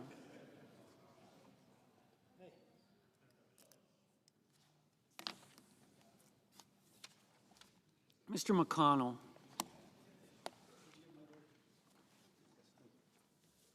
Mr. McCormick.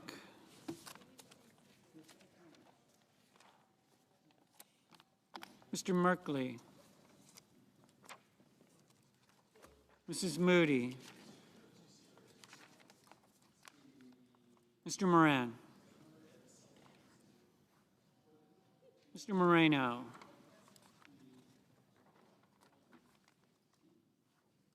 Mr. Mullen, Ms. Markowski, Mr. Murphy, Mrs. Murray.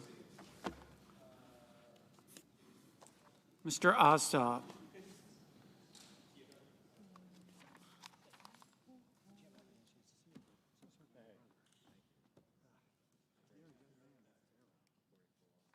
Mr. Padilla, Mr. Paul, Mr. Peters, Mr. Reed, Mr. Ricketts,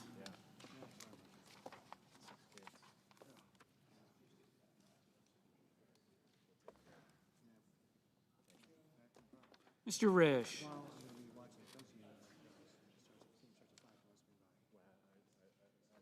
Ms. Rosen, Mr. Rounds, Mr. Sanders, Mr. Schatz, Mr. Schiff, Mr. Schmidt,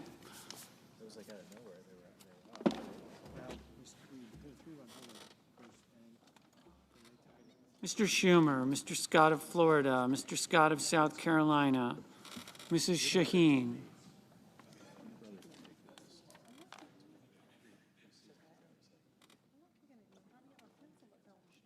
Mr. Sheehy, Ms. Slotkin, Ms. Smith, Mr. Sullivan, Mr. Thune, Mr. Tillis, Mr. Tuberville,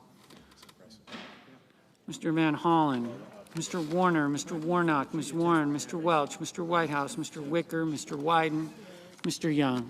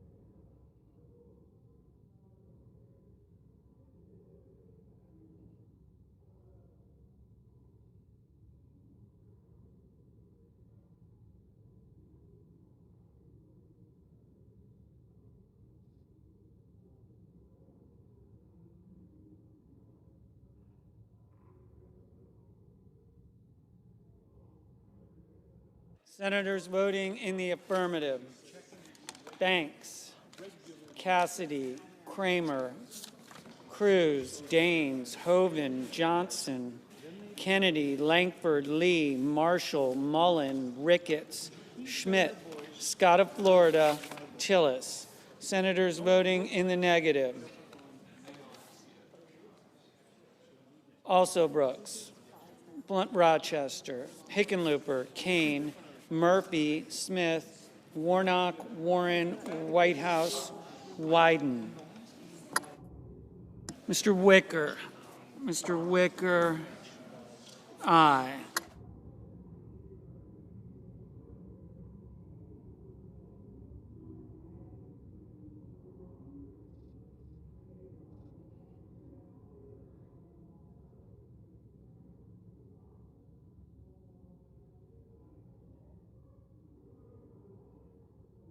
Mr. Schatz, no. Mr. Lujan. Mr. Lujan, no.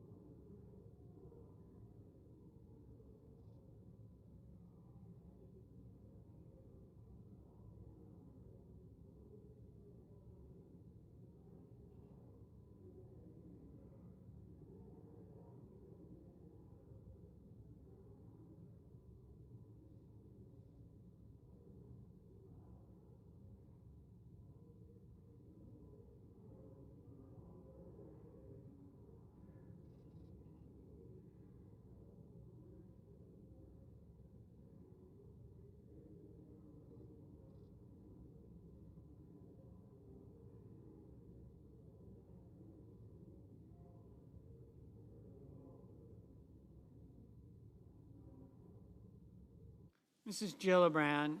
Mrs. Gillibrand, no.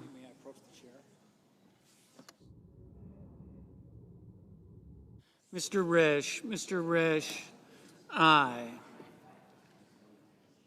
Mr. Young. Mr. Young, aye.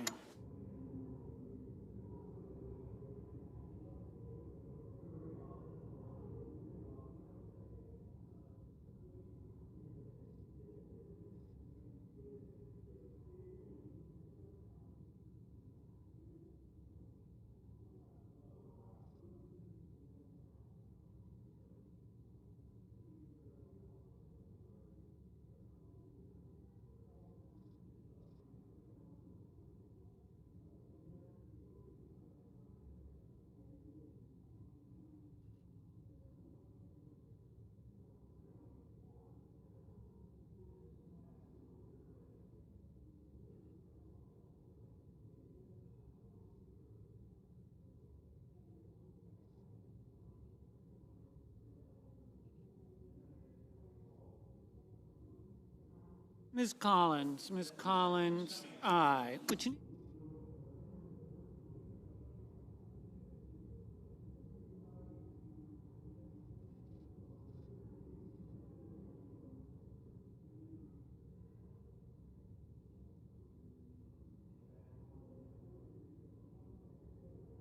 Mr. Tuberville. Mr. Tuberville, aye.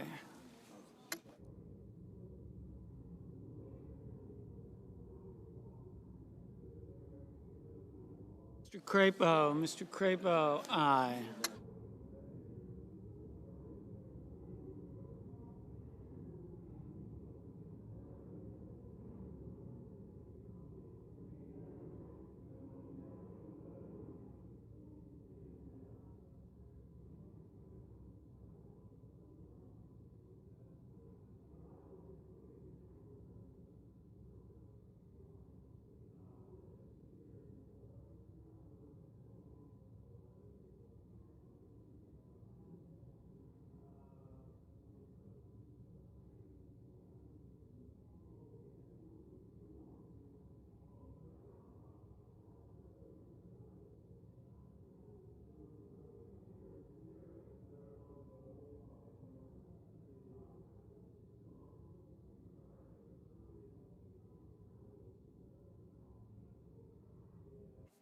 Ms. Baldwin, Ms. Baldwin, no.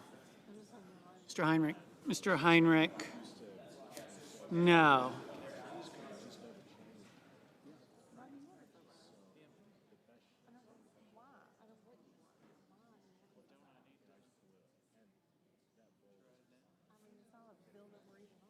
Ms. Hassan, no. Mr. Blumenthal, no.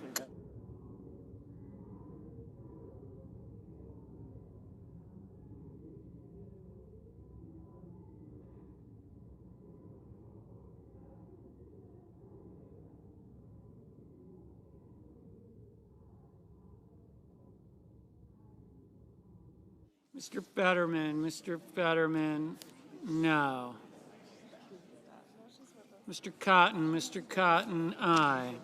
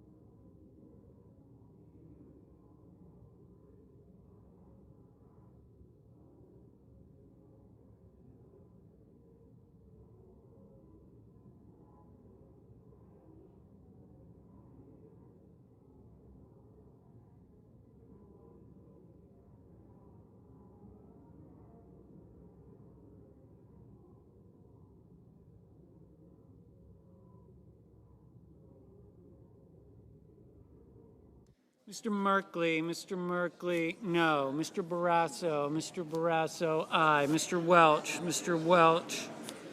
no. Mrs. Britt, aye.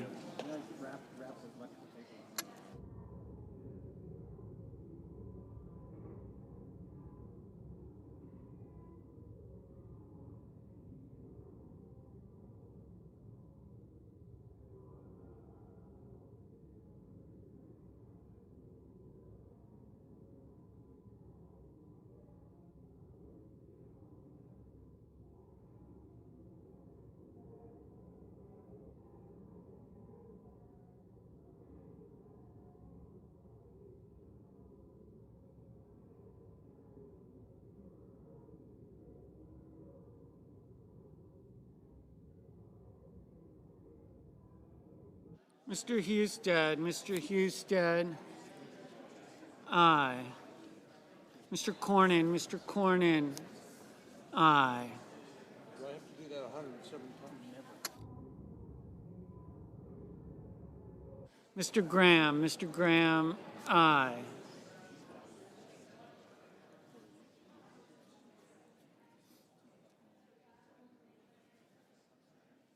Mr. Van Hollen, no.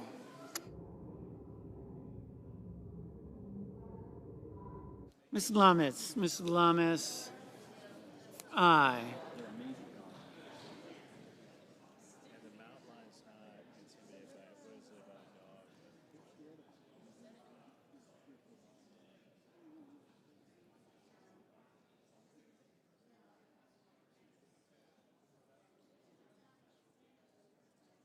Mr. Markey, no.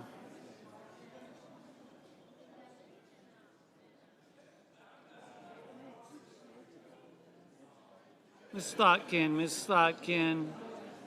no. Mr. McConnell, aye.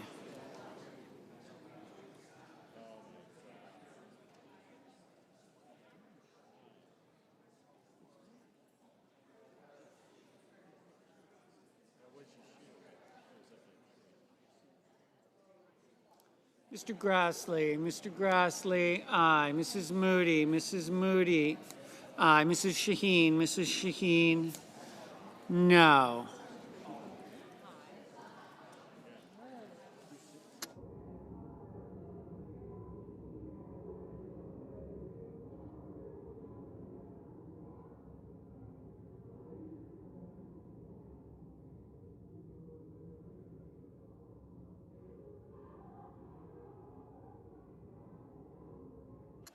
Mr. Kim, no.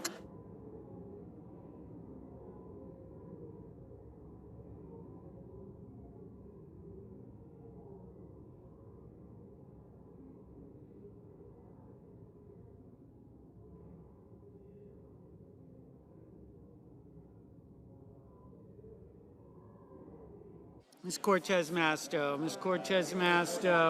no. Mr. Moreno, aye. Mr. Rounds, aye.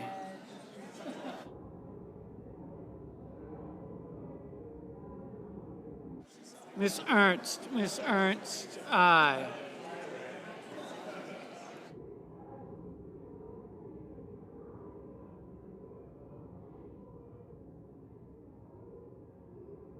Mr. Gallego, no.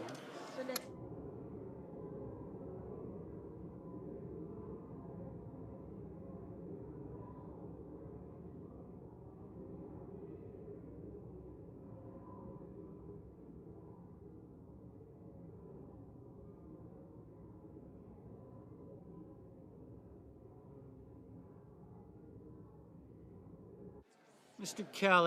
Kelly, no.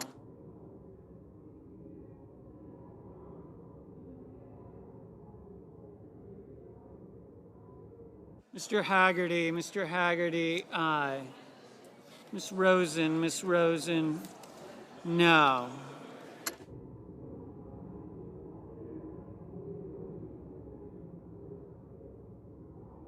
Mr. Budd, aye.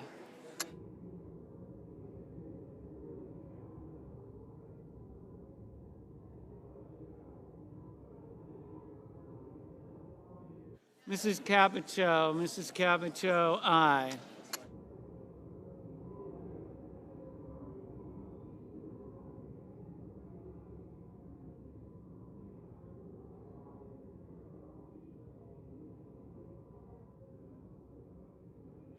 Mrs. Fisher, aye. Mrs. Hyde Smith, aye.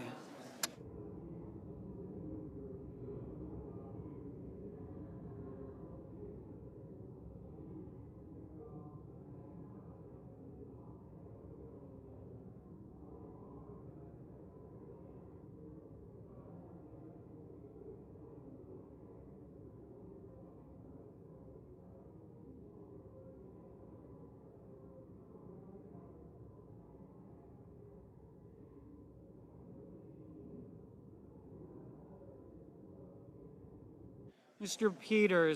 Peters, no.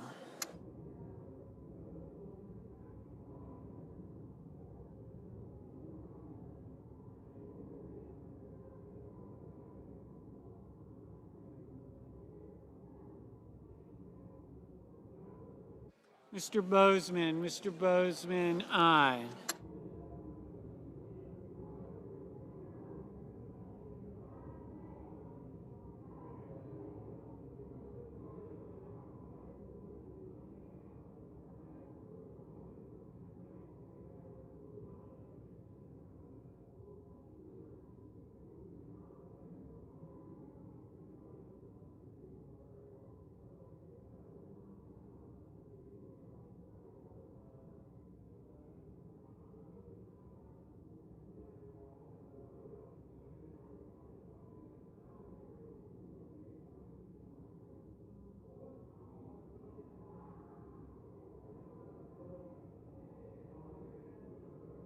Mr. King, no. Ms. Hirono, no.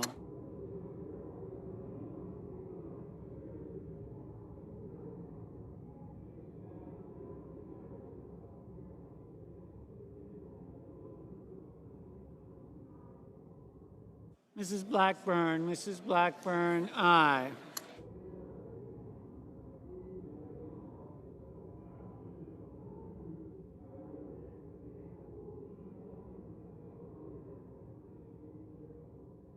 Mr.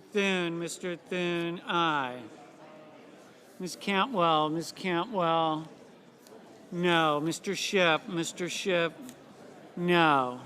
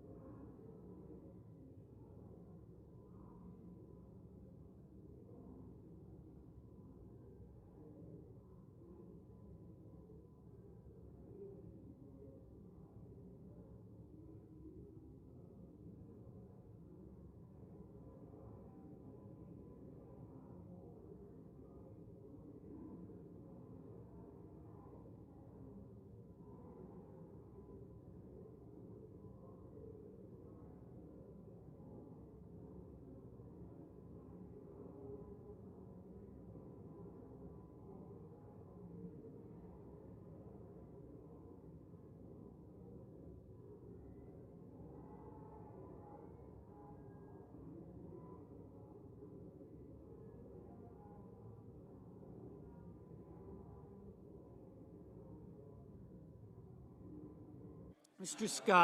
Scott of South Carolina, aye. Mr. Bennett, no.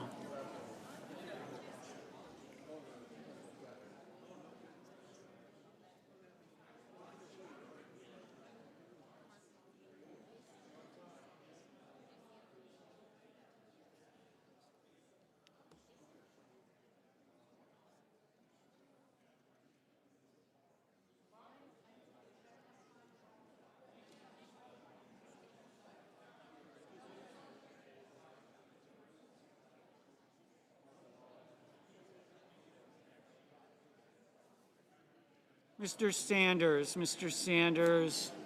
no.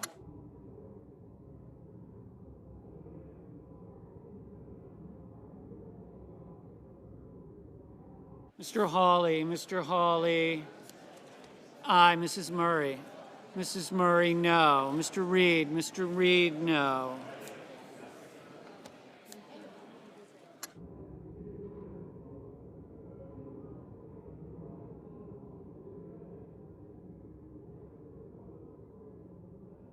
Mr. McCormick, aye.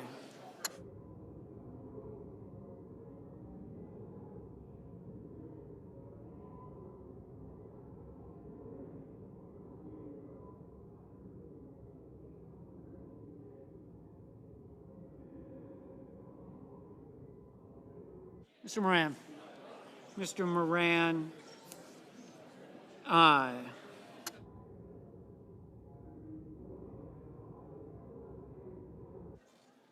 Mr. Durbin, no. Mr. Ossoff, no. Ms. Murkowski, aye. Ms. Duckworth, no.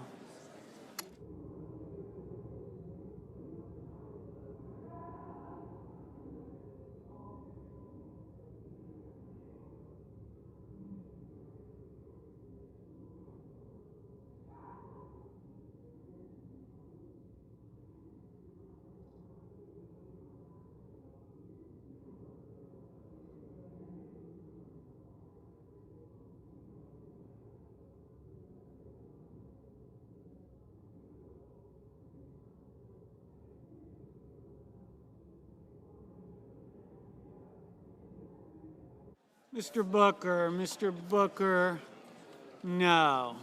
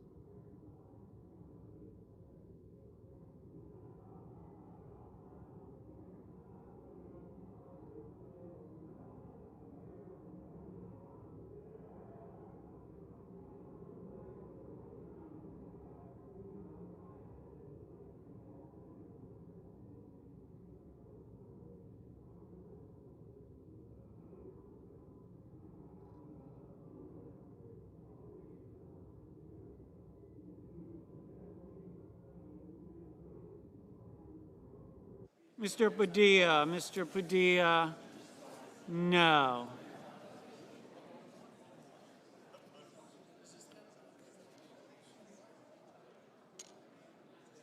Mr. Paul, aye.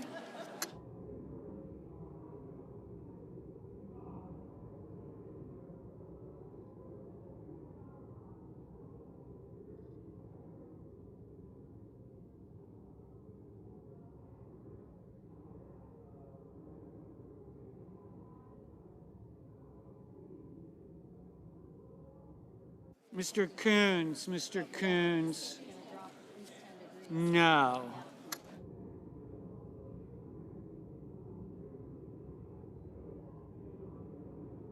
Ms. Klobuchar, no.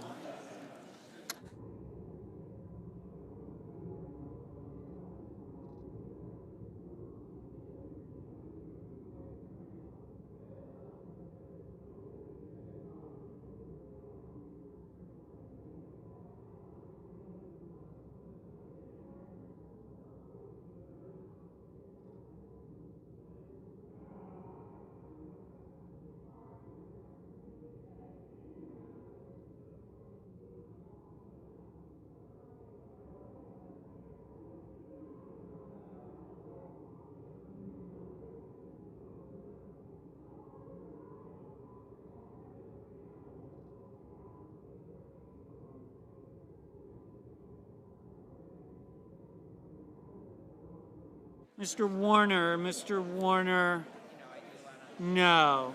Mr. Sullivan, aye.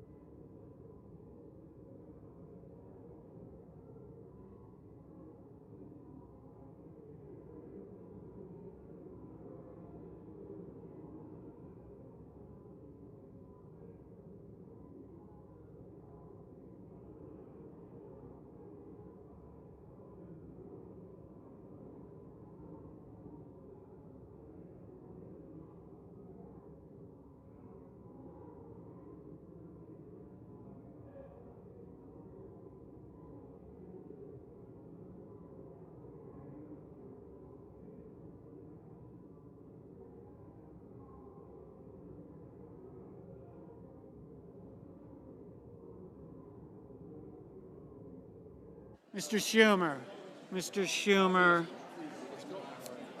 no.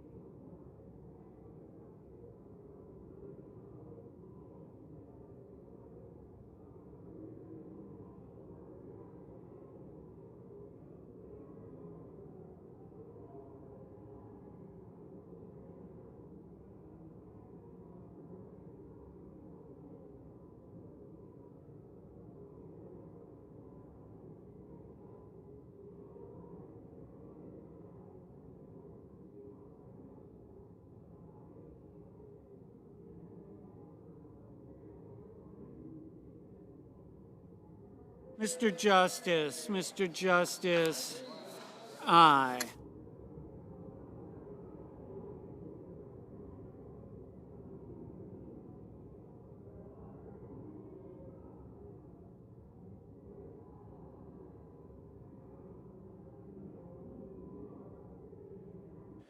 The yeas are 51, the nays are 47. The nominations in block are confirmed.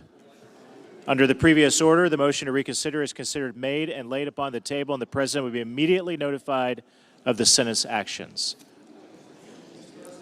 The Majority Leader. Mr. President, I ask unanimous consent that the Senate proceed to legislative session, be in a period of morning business with senators permitted to speak therein for up to 10 minutes each. Without objection.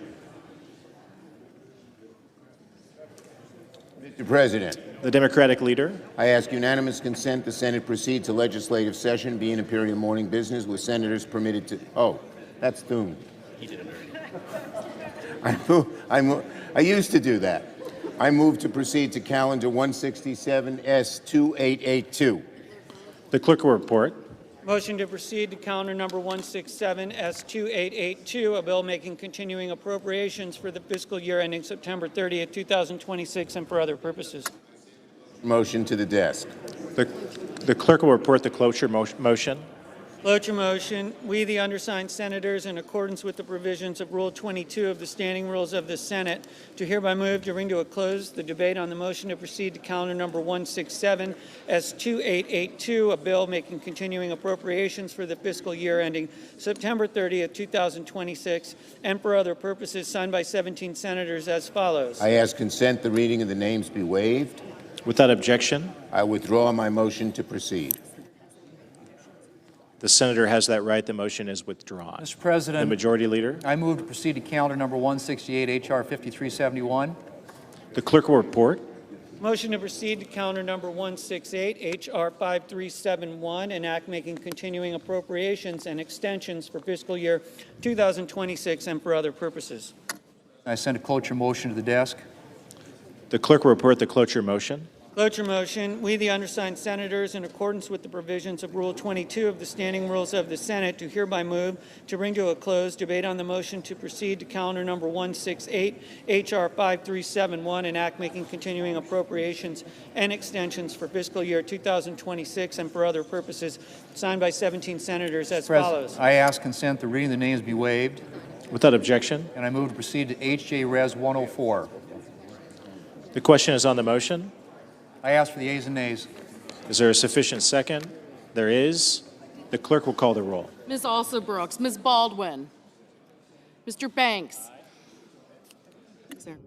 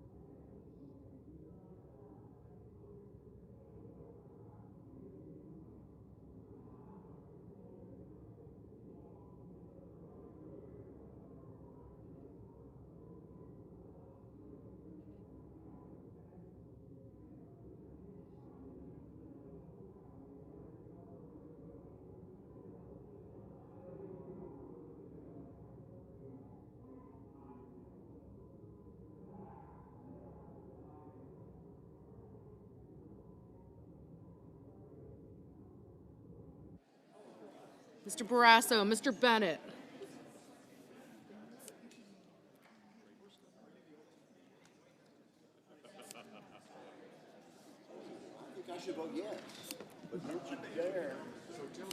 Mrs. Blackburn, Mr. Blumenthal, Ms. Blunt-Rochester, Mr. Booker, Mr. Bozeman.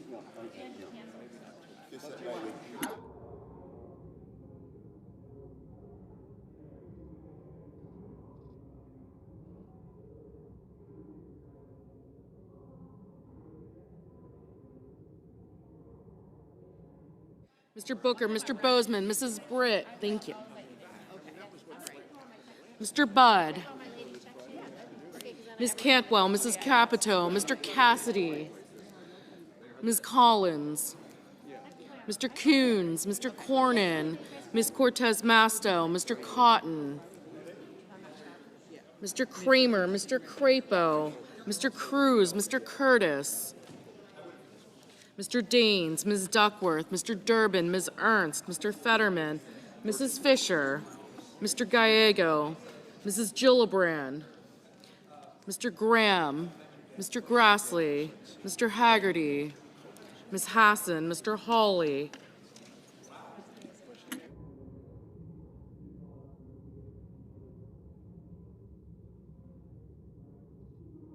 Ms. Hassan, Mr. Hawley, Mr. Heinrich, Mr. Hickenlooper, Ms. Hirono, Mr. Hoven, Mr. Husted, Mrs. Hyde-Smith, Mr. Johnson, Mr. Justice. Did you get my no vote? Oh, great, thank you. Mr. Kane, Mr. Kelly, Mr. Kennedy, Mr. Kim, Mr. King, Ms. Klobuchar, Mr. Langford, Mr. Lee, Mr. Lujan, Ms. Lummis, Mr. Markey, Mr. Marshall, Mr. McConnell, Mr. McCormick, Mr. Merkley, Mrs. Moody, Mr. Moran, Mr. Marino, Mr. Mullen, Ms. Murkowski, Mr. Murphy, Mrs. Murray, Mr. Ossoff, Mr. Padilla, Mr. Paul, Mr. Peters, Mr. Reed, Mr. Ricketts, Mr. Risch, Ms. Rosen, Mr. Rounds, Mr. Sanders, Mr. Schatz, Mr. Schiff,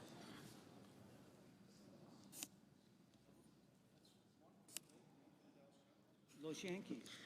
Mr. Schmidt, All about Mr. Schumer, Mr. Scott of Florida, We're going to come back tonight. Mr. Scott of South Carolina, Mrs. Shaheen, Mr. Sheehy, Ms. Slotkin, Ms. Smith, Yes, I was happy. Very happy. Mr. Sullivan, Mr. Thune, Mr. Tillis, Mr. Tuberville, Mr. Van Hollen, Mr. Warner, Mr. Warnock, Ms. Warren, Mr. Welch, Mr. Whitehouse, Mr. Wicker, Mr. Wyden, Mr. Young.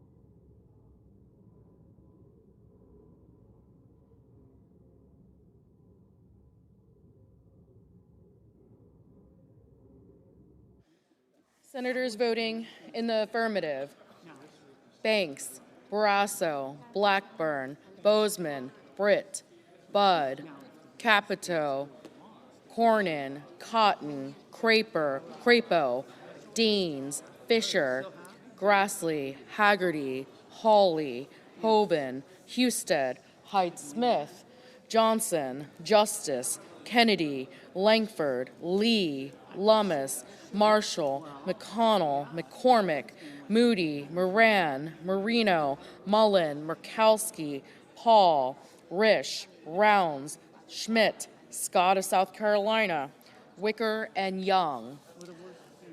Senators voting in the negative: Alsobrooks, Baldwin, Bennett, Blumenthal, Blunt-Rochester, Booker, Cantwell, Coons, Cortez Masto, Duckworth, Durbin, Fetterman, Gallego, Gillibrand, Hassan, Heinrich, Hirono, Kane, Kelly, Kim, King, Klobuchar, Lujan, Murray, Ossoff, Padilla, Peters, Reed, Rosen, Sanders, Schatz, Schiff, Shaheen, Slotkin, Smith, Warner, Warren, Welch, and Wyden. Ms. Ernst, aye.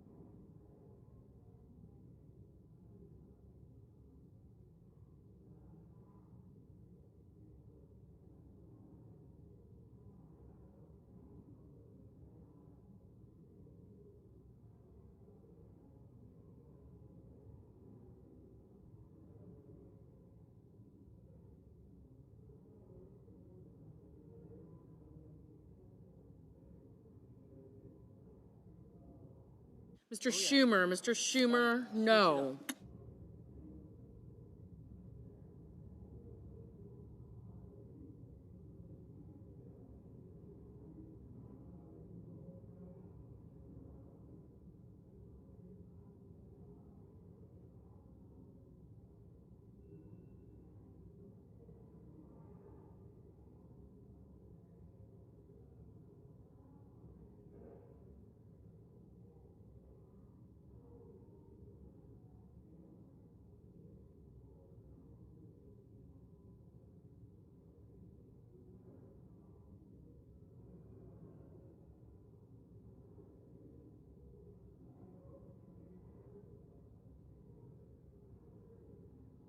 Mr. Kramer, aye.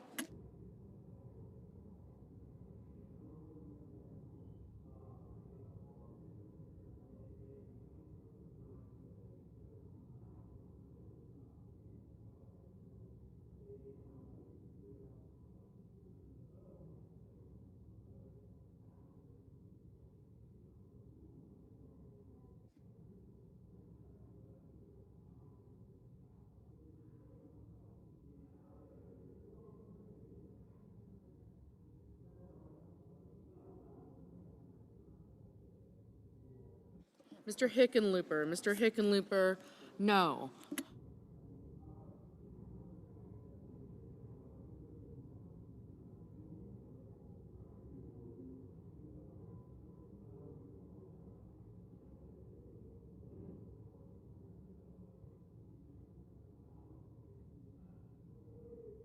Mr.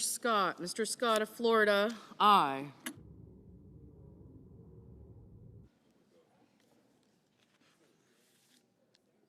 Mr. Tuberville, aye.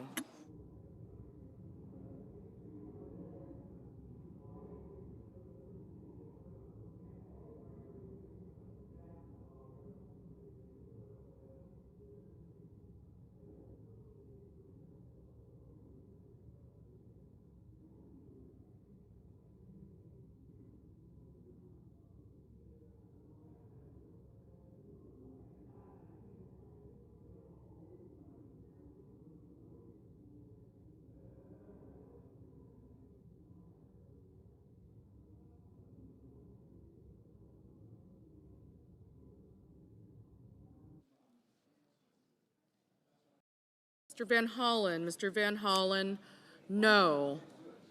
Mr. Markey, no.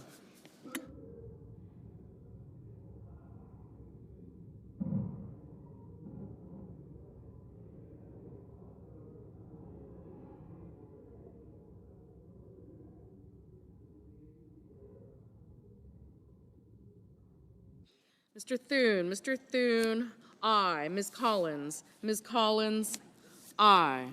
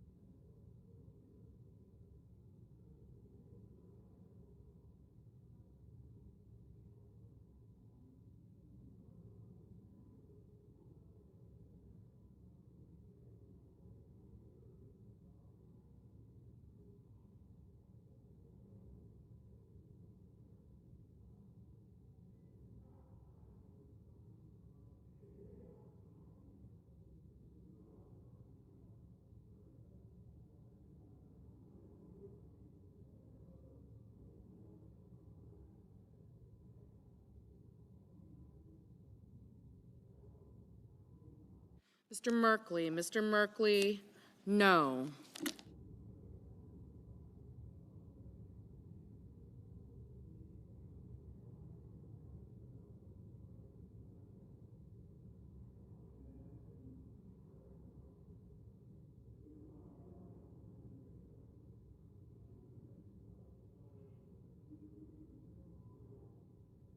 Mr. Murphy, no.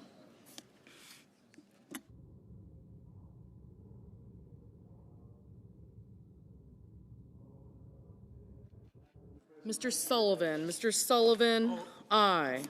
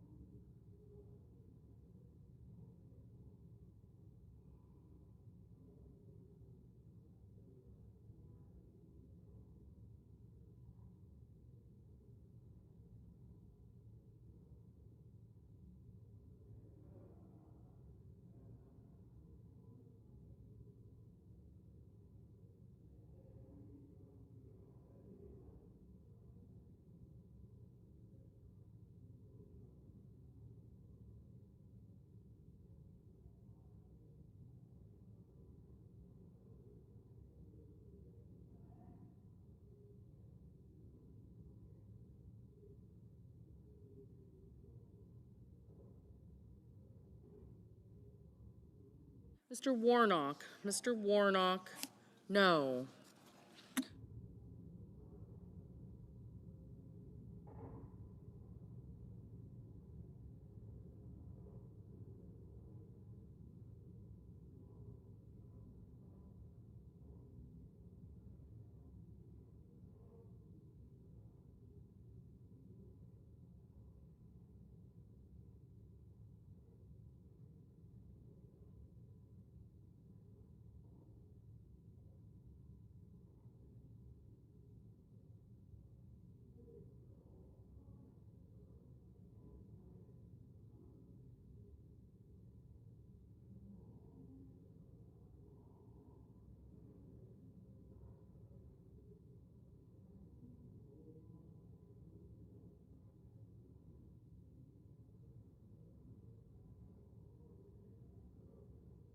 Mr. Cassidy. Mr. Cassidy, aye.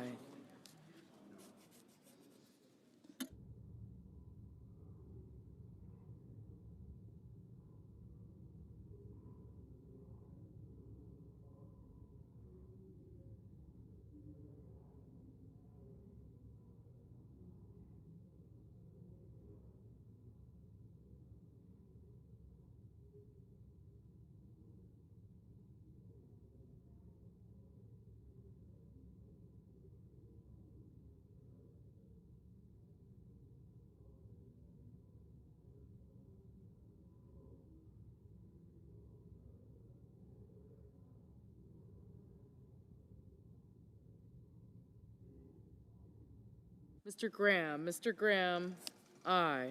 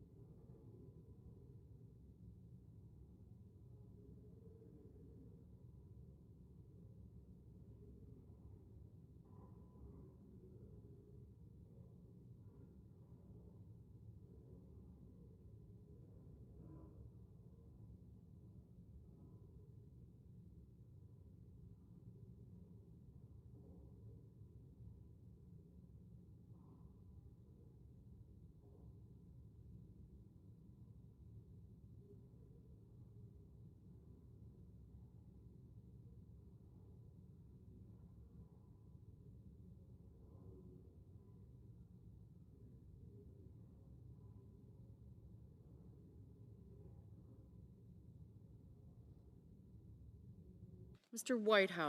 Whitehouse, no.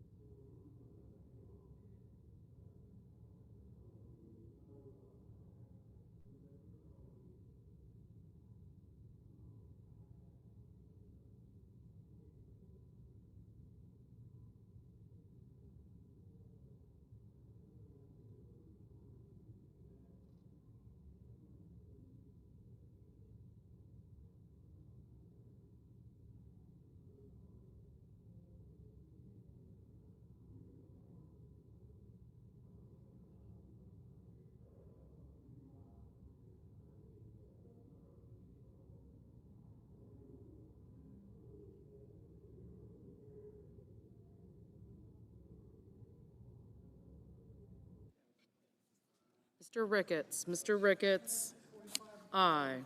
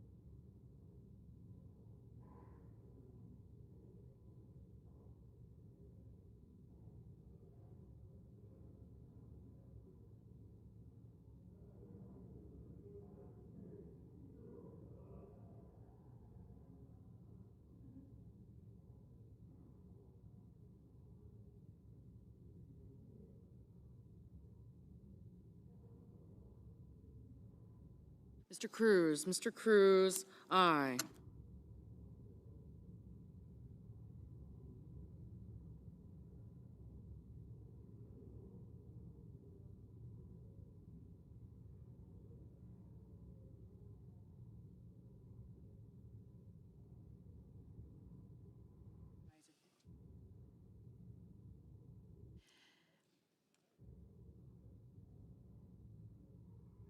On this vote, the ayes are 50, the nays are 47. The motion is agreed to. The clerk will report. HJ Res 104, providing for congressional disapproval under Chapter 8 of Title 5 United States Code of the rules submitted by the Bureau of Land Management relating to Miles City Field Office, Record of Decision, and approved Resource Management Plan Amendment.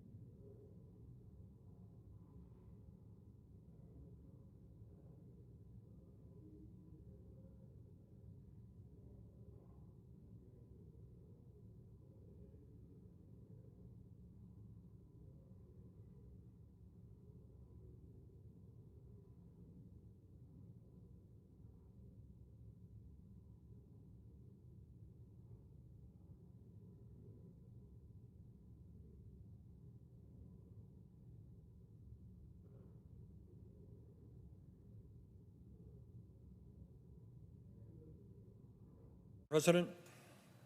Senator from Vermont. Thank you.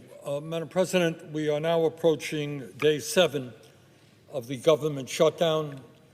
The Republicans control the House, they control the Senate, they control the White House, they run the government, and they have the responsibility to keep the government open.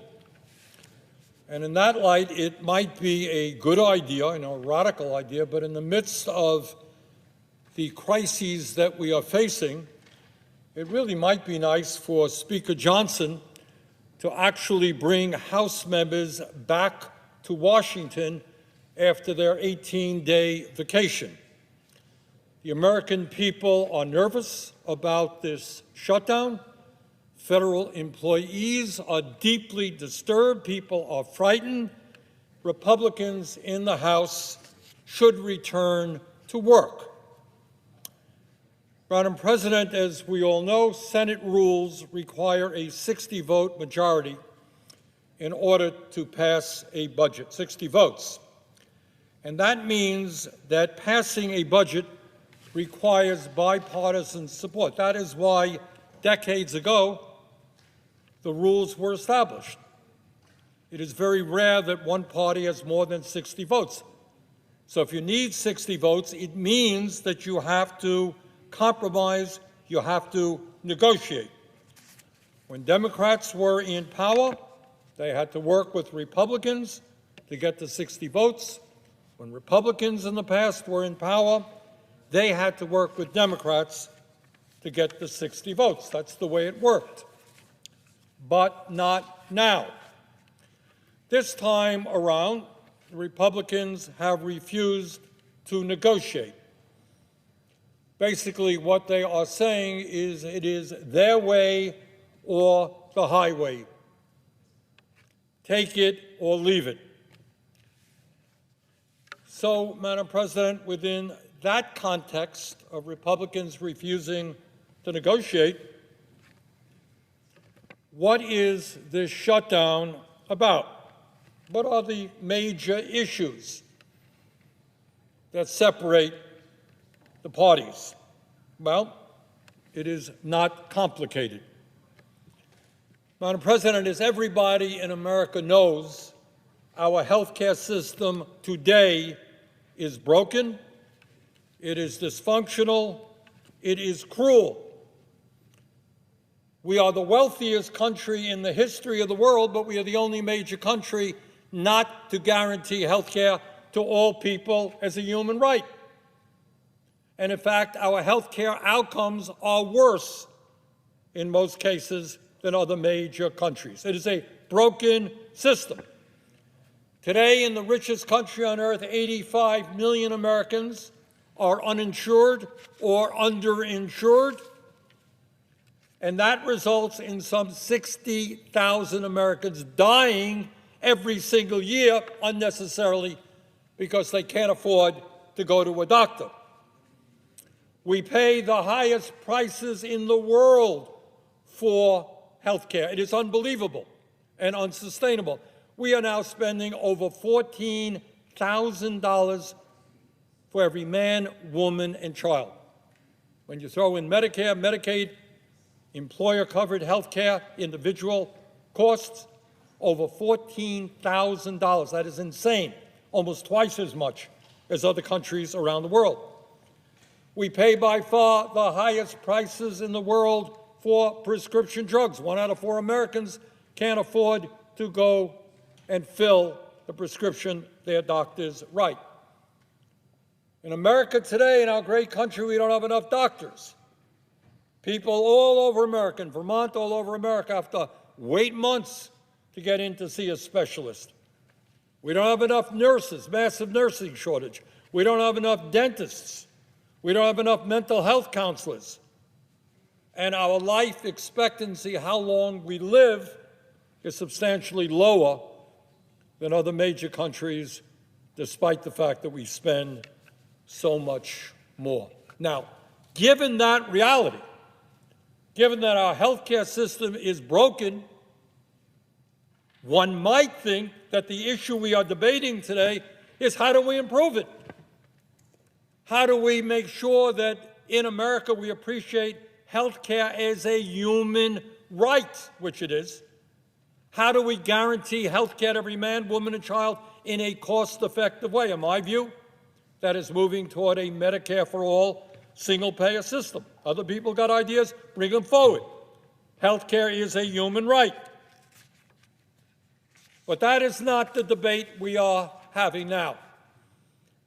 The debate we are having now is not how we improve a broken healthcare system, but how we prevent a broken healthcare system from becoming even worse. And I will tell you, Madam President, as the ranking member of the Health, Education, Labor, and Pensions Committee, somebody who has studied this issue for a while, I fear very much that if we do not stop Trump's attack on the American healthcare system, the entire system could collapse. We are on the verge of that right now. People can't afford health care. People can't find doctors. People can't find mental health counselors. People can't afford prescription drugs. We have a drug epidemic. We are on the verge of collapse. Madam President, what this debate is about in Florida and Vermont and all over this country is if Republicans get their way and if Democrats cave in, health insurance premiums will double for over 20 million people on the Affordable Care Act. Yes, you heard right. 20 million people will see a doubling of their health care premiums. You can't afford health care now? Of course you can. It's outrageously high. That's not Bernie Sanders talking. That is the Kaiser Family Foundation study. That is one of the most conservative members, Republican members of the House, Marjorie Taylor Greene, making that point. A doubling of health insurance premiums. Does any member of the United States Senate want to go home to their district and explain why you're going to double premiums? But it's not just raising the outrageous cost of health care in America even higher. As a result of Trump's big, beautiful bill, 15 million Americans are going to be thrown off of the health care they have because Trump and the Republicans made the largest cuts to Medicaid and the Affordable Care Act in American history. And let us be very clear. These cuts not only impact 15 million Americans, that would be a tragedy unto itself. They will devastate nursing homes. Right now, the situation of nursing homes in Vermont, and I expect many other states in this country, is a disaster. They are understaffed. Nursing homes in an aging society are shutting down. Where will people who are old and can't take care of themselves, who are disabled, what happens to them if the nursing home industry collapses in America? Community health centers, something that I've worked on for many years to increase funding. Over 32 million people access community health centers. They provide primary health care, dental care, mental health counseling, lower-cost prescription drugs. They will suffer enormously, cut back on services, perhaps shut down, because of that legislation if we do not deal with that. Rural hospitals, Republicans say, oh, we put $50 billion into rural hospitals. Yeah, but you cut $150 billion. And all over this country, rural hospitals are teetering on the edge. Many of them have already closed down over the years. So you live in a rural America, state of Vermont, you want a hospital nearby? Well, that hospital may not be there. Now, why did Trump and the Republicans make these massive cuts to Medicaid and the Affordable Care Act? And the answer is not complicated. It was important for them to provide $1 trillion to the top 1%. $1 trillion. Massive cuts to health care, trillion in tax breaks to the 1%. No. So let me make the very radical suggestion that Elon Musk, who is now worth some $500 billion, does not need another tax break.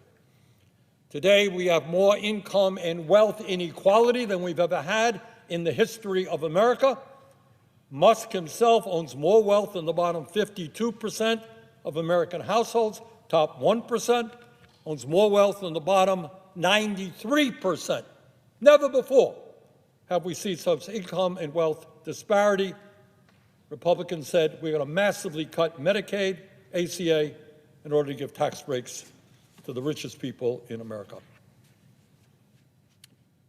But the issue that we are debating, Madam President, is not just health care, as enormously important as that is. What we are talking about is whether we are going to allow our country to move toward an authoritarian society run by a president who is a megalomaniac, who wants more and more power in his own hands, who does not respect the rule of law or the Constitution of the United States of America. It is not acceptable to me that our president is putting federal troops on city streets throughout America without a request from a governor or a mayor, trying to create provocations, trying to create disturbances so we can use military force against the American people. Madam President, we cannot allow masked ICE agents to snatch people off of our streets without due process. We cannot continue to allow President Trump to undermine the Constitution and the rule of law by refusing to spend money appropriated by Congress. Unbelievable. President says, well, money was appropriated to states which committed the terrible crime. You know what their crime was? They voted against Donald Trump. And in this world right now, I guess if a state votes against Trump, maybe you're not going to get the federal money that was appropriated, whether it's Vermont, New York, New Jersey, other states. Is that really what the United States of America is about? A president say, you vote against me, you're not going to get your tax dollars back in federal investments. Madam President, according to every poll that I have seen, the American people, by huge numbers, do not want to see a doubling of their health care premiums. According to the Kaiser Family Foundation, 78% of Americans, including 59% of Republicans, want to extend the Affordable Care Act tax credits, and the polling numbers are equally high, or almost as high, to making sure that people are not thrown off of Medicaid. Tony Fabrizio, who is President Trump's own pollster, it's not just the general pollster, he's the pollster for the president. This is what he said, quote, by broad bipartisan margins, voters want to see the ACA tax credits extended rather than expire at the end of the year, whether in the context of premiums doubling or 5 million families losing their health insurance. This includes solid majorities of Trump voters and swing voters, end quote. That is the Republican pollster. Right now in the House, to the best of my knowledge, there are at least 14 Republicans in a very tightly controlled caucus who want to see the ACA tax credits extended. Here in the Senate, there's at least one Republican senator who understands that in his state, his people cannot afford a doubling of premiums. And my strong feeling is there are many, many other Republicans who are not excited about going home and explaining to their constituents why their premiums are doubling. Madam President, as the ranking member of the Health, Education, Labor, and Pension Committee, I asked people across the country in the last few days what these health care cuts that the Republicans are pushing would mean for them. We just sent out emails, and we've gotten many hundreds of responses. And we asked them, what would a doubling of health care premiums mean to your life and your family?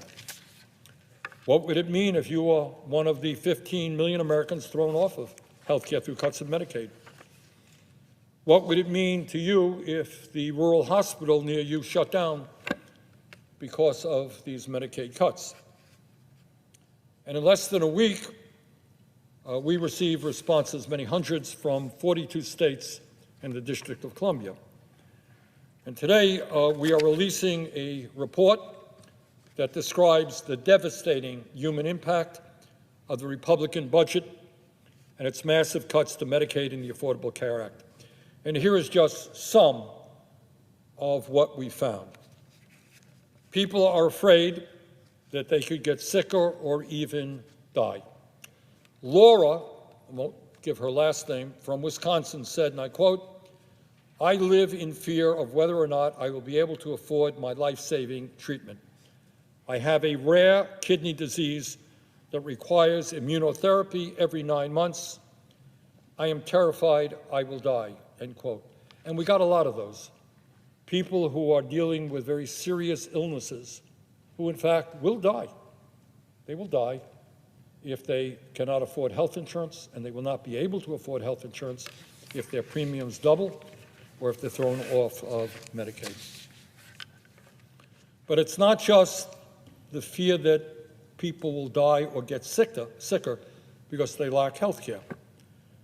All over this country, working-class Americans will not be able to afford the food they need, pay their rent or their mortgage, or health care. Brittany from Utah writes, quote, "I am already living paycheck to paycheck. I have insurance for myself and my 2 sons, just bought a house that we can barely afford," end of quote. So she's hanging on the edge. She has to pay more for health care. Maybe she loses her house. Sebastian from Colorado writes, quote, "I don't make enough to afford rent and food and health insurance. Only 2 of those things do I need to survive. These cuts make it even more impossible to turn things around and get a handle on health issues," end of quote. In other words, 60% of our people are living paycheck to paycheck. Today, they can't afford housing. Today, they can't afford child care. Today, they can't afford good quality food for their kids. Today, they can't afford to send their kids to college. Double health care premiums, and these families are going to be in disastrous shape. Cara from Vermont said, quote, she was shocked by the warning about the loss of the advanced federal subsidy. Rather than a premium of $100 a month, I could be paying more than $1,200 a month, or 35% of my income, and that's before deductibles and copays. And by the way, when we talk about a doubling of health insurance premiums, that's on average. Some people will pay less, some people will pay a lot more. Small business owners are concerned they will have to shut down. Joe from Pennsylvania writes, quote, "I'm a small business owner, and if my health care costs continue to rise, I will be forced to close my business and look for a job if I can find one," end quote. Patricia from rural California writes, quote, "If our local clinics and hospitals close, as they are likely to do, with federal funding disappearing, along with health insurance becoming unaffordable, people will die," end quote. She's right.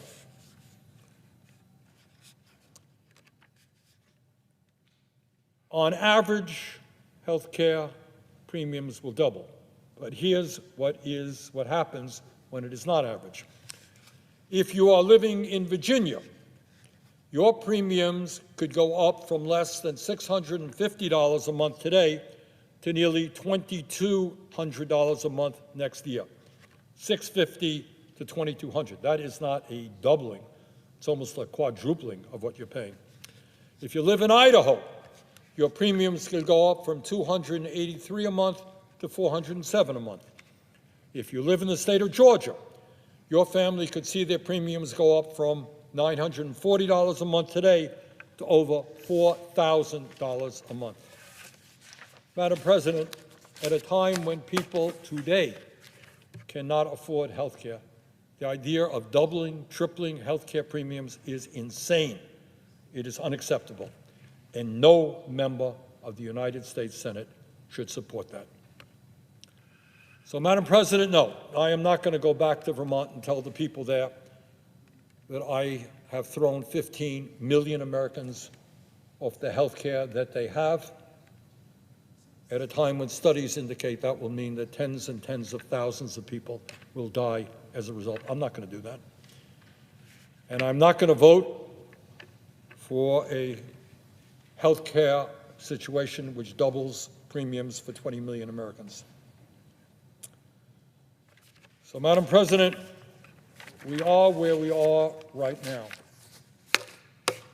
And the time is now when the United States Congress has got to look beyond their campaign contributors, has got to look behind the oligarchs who fund their campaigns, and have got to begin standing up for ordinary Americans.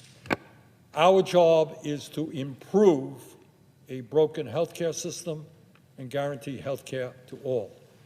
Our job is not to throw 15 million people off health care and double premiums for more than 20 million, to shutter nursing homes, community health centers, and rural hospitals.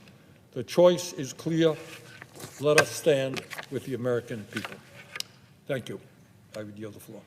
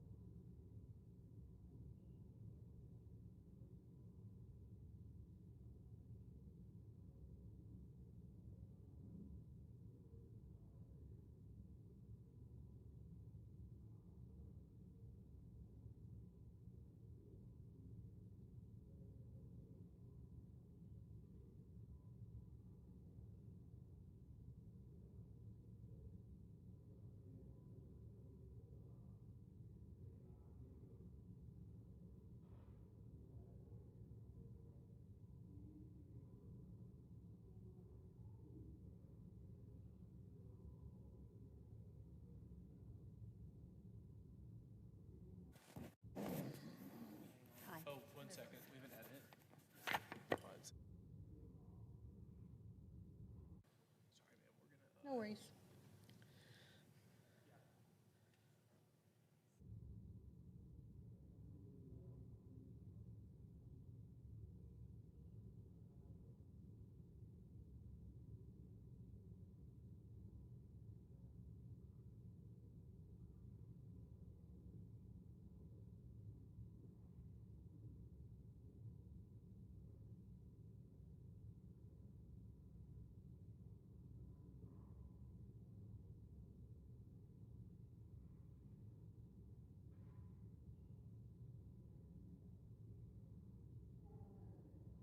Senator from Wyoming.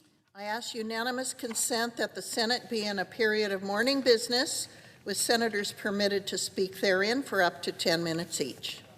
Without objection. Madam President, I ask unanimous consent that notwithstanding Rule 22, at a time to be determined by the majority leader following consultation with the Democratic leader, no later than Friday, October 31st, it be in order to discharge the Committee on Finance of S.J. Res 77 and S.J. Res 81 individually, and when discharged, the Senate proceed to its consideration. Further, that there be up to 6 hours for debate only on each joint resolution, with the time equally divided between the leaders or their designees, and that following the use or yielding back of that time, each joint resolution be considered read a third time, and the Senate vote on the resolution. Without objection. Madam President, I understand that there is a bill at the desk, and I ask for its first reading. Clerk will read the title of the bill for the first time. S-2983, a bill to reauthorize the Cybersecurity Information Sharing Act of 2015. Madam President, I now ask for a second reading. And in order to place the bill on the calendar under the provisions of Rule 14, I object to my own request. Objection is heard. The bill will be read for the second time on the next legislative day. Madam President, I ask unanimous consent that the Senate now proceed to the en bloc consideration of the following resolutions which are at the desk: S-Res 440 and S-Res 441. Is there an objection to proceeding to the resolutions en bloc? Without objection, the Senate will proceed en bloc. Madam President, I ask unanimous consent that the resolutions be agreed to, the preambles be agreed to, and that the motions to reconsider be considered, made, and laid upon the table, all en bloc. Without objection. Madam President, I have 5 requests for committees to meet during today's session of the Senate. They have the approval of the majority and minority leaders. Duly noted. Madam President, I ask unanimous consent that when the Senate completes its business today, it stand adjourned until 10 a.m. on Wednesday, October 8th, that following the prayer and pledge, the Journal of Proceedings be approved to date, the morning hour be deemed expired, the time for the 2 leaders be reserved for their use later in the day, morning business be closed, and the Senate resume consideration of H.J. Res. 104. Further, that all time on H.J. Res. 104 be expired at 11:20 a.m. tomorrow, the joint resolution be read a third time, and the Senate vote on passage of the joint resolution.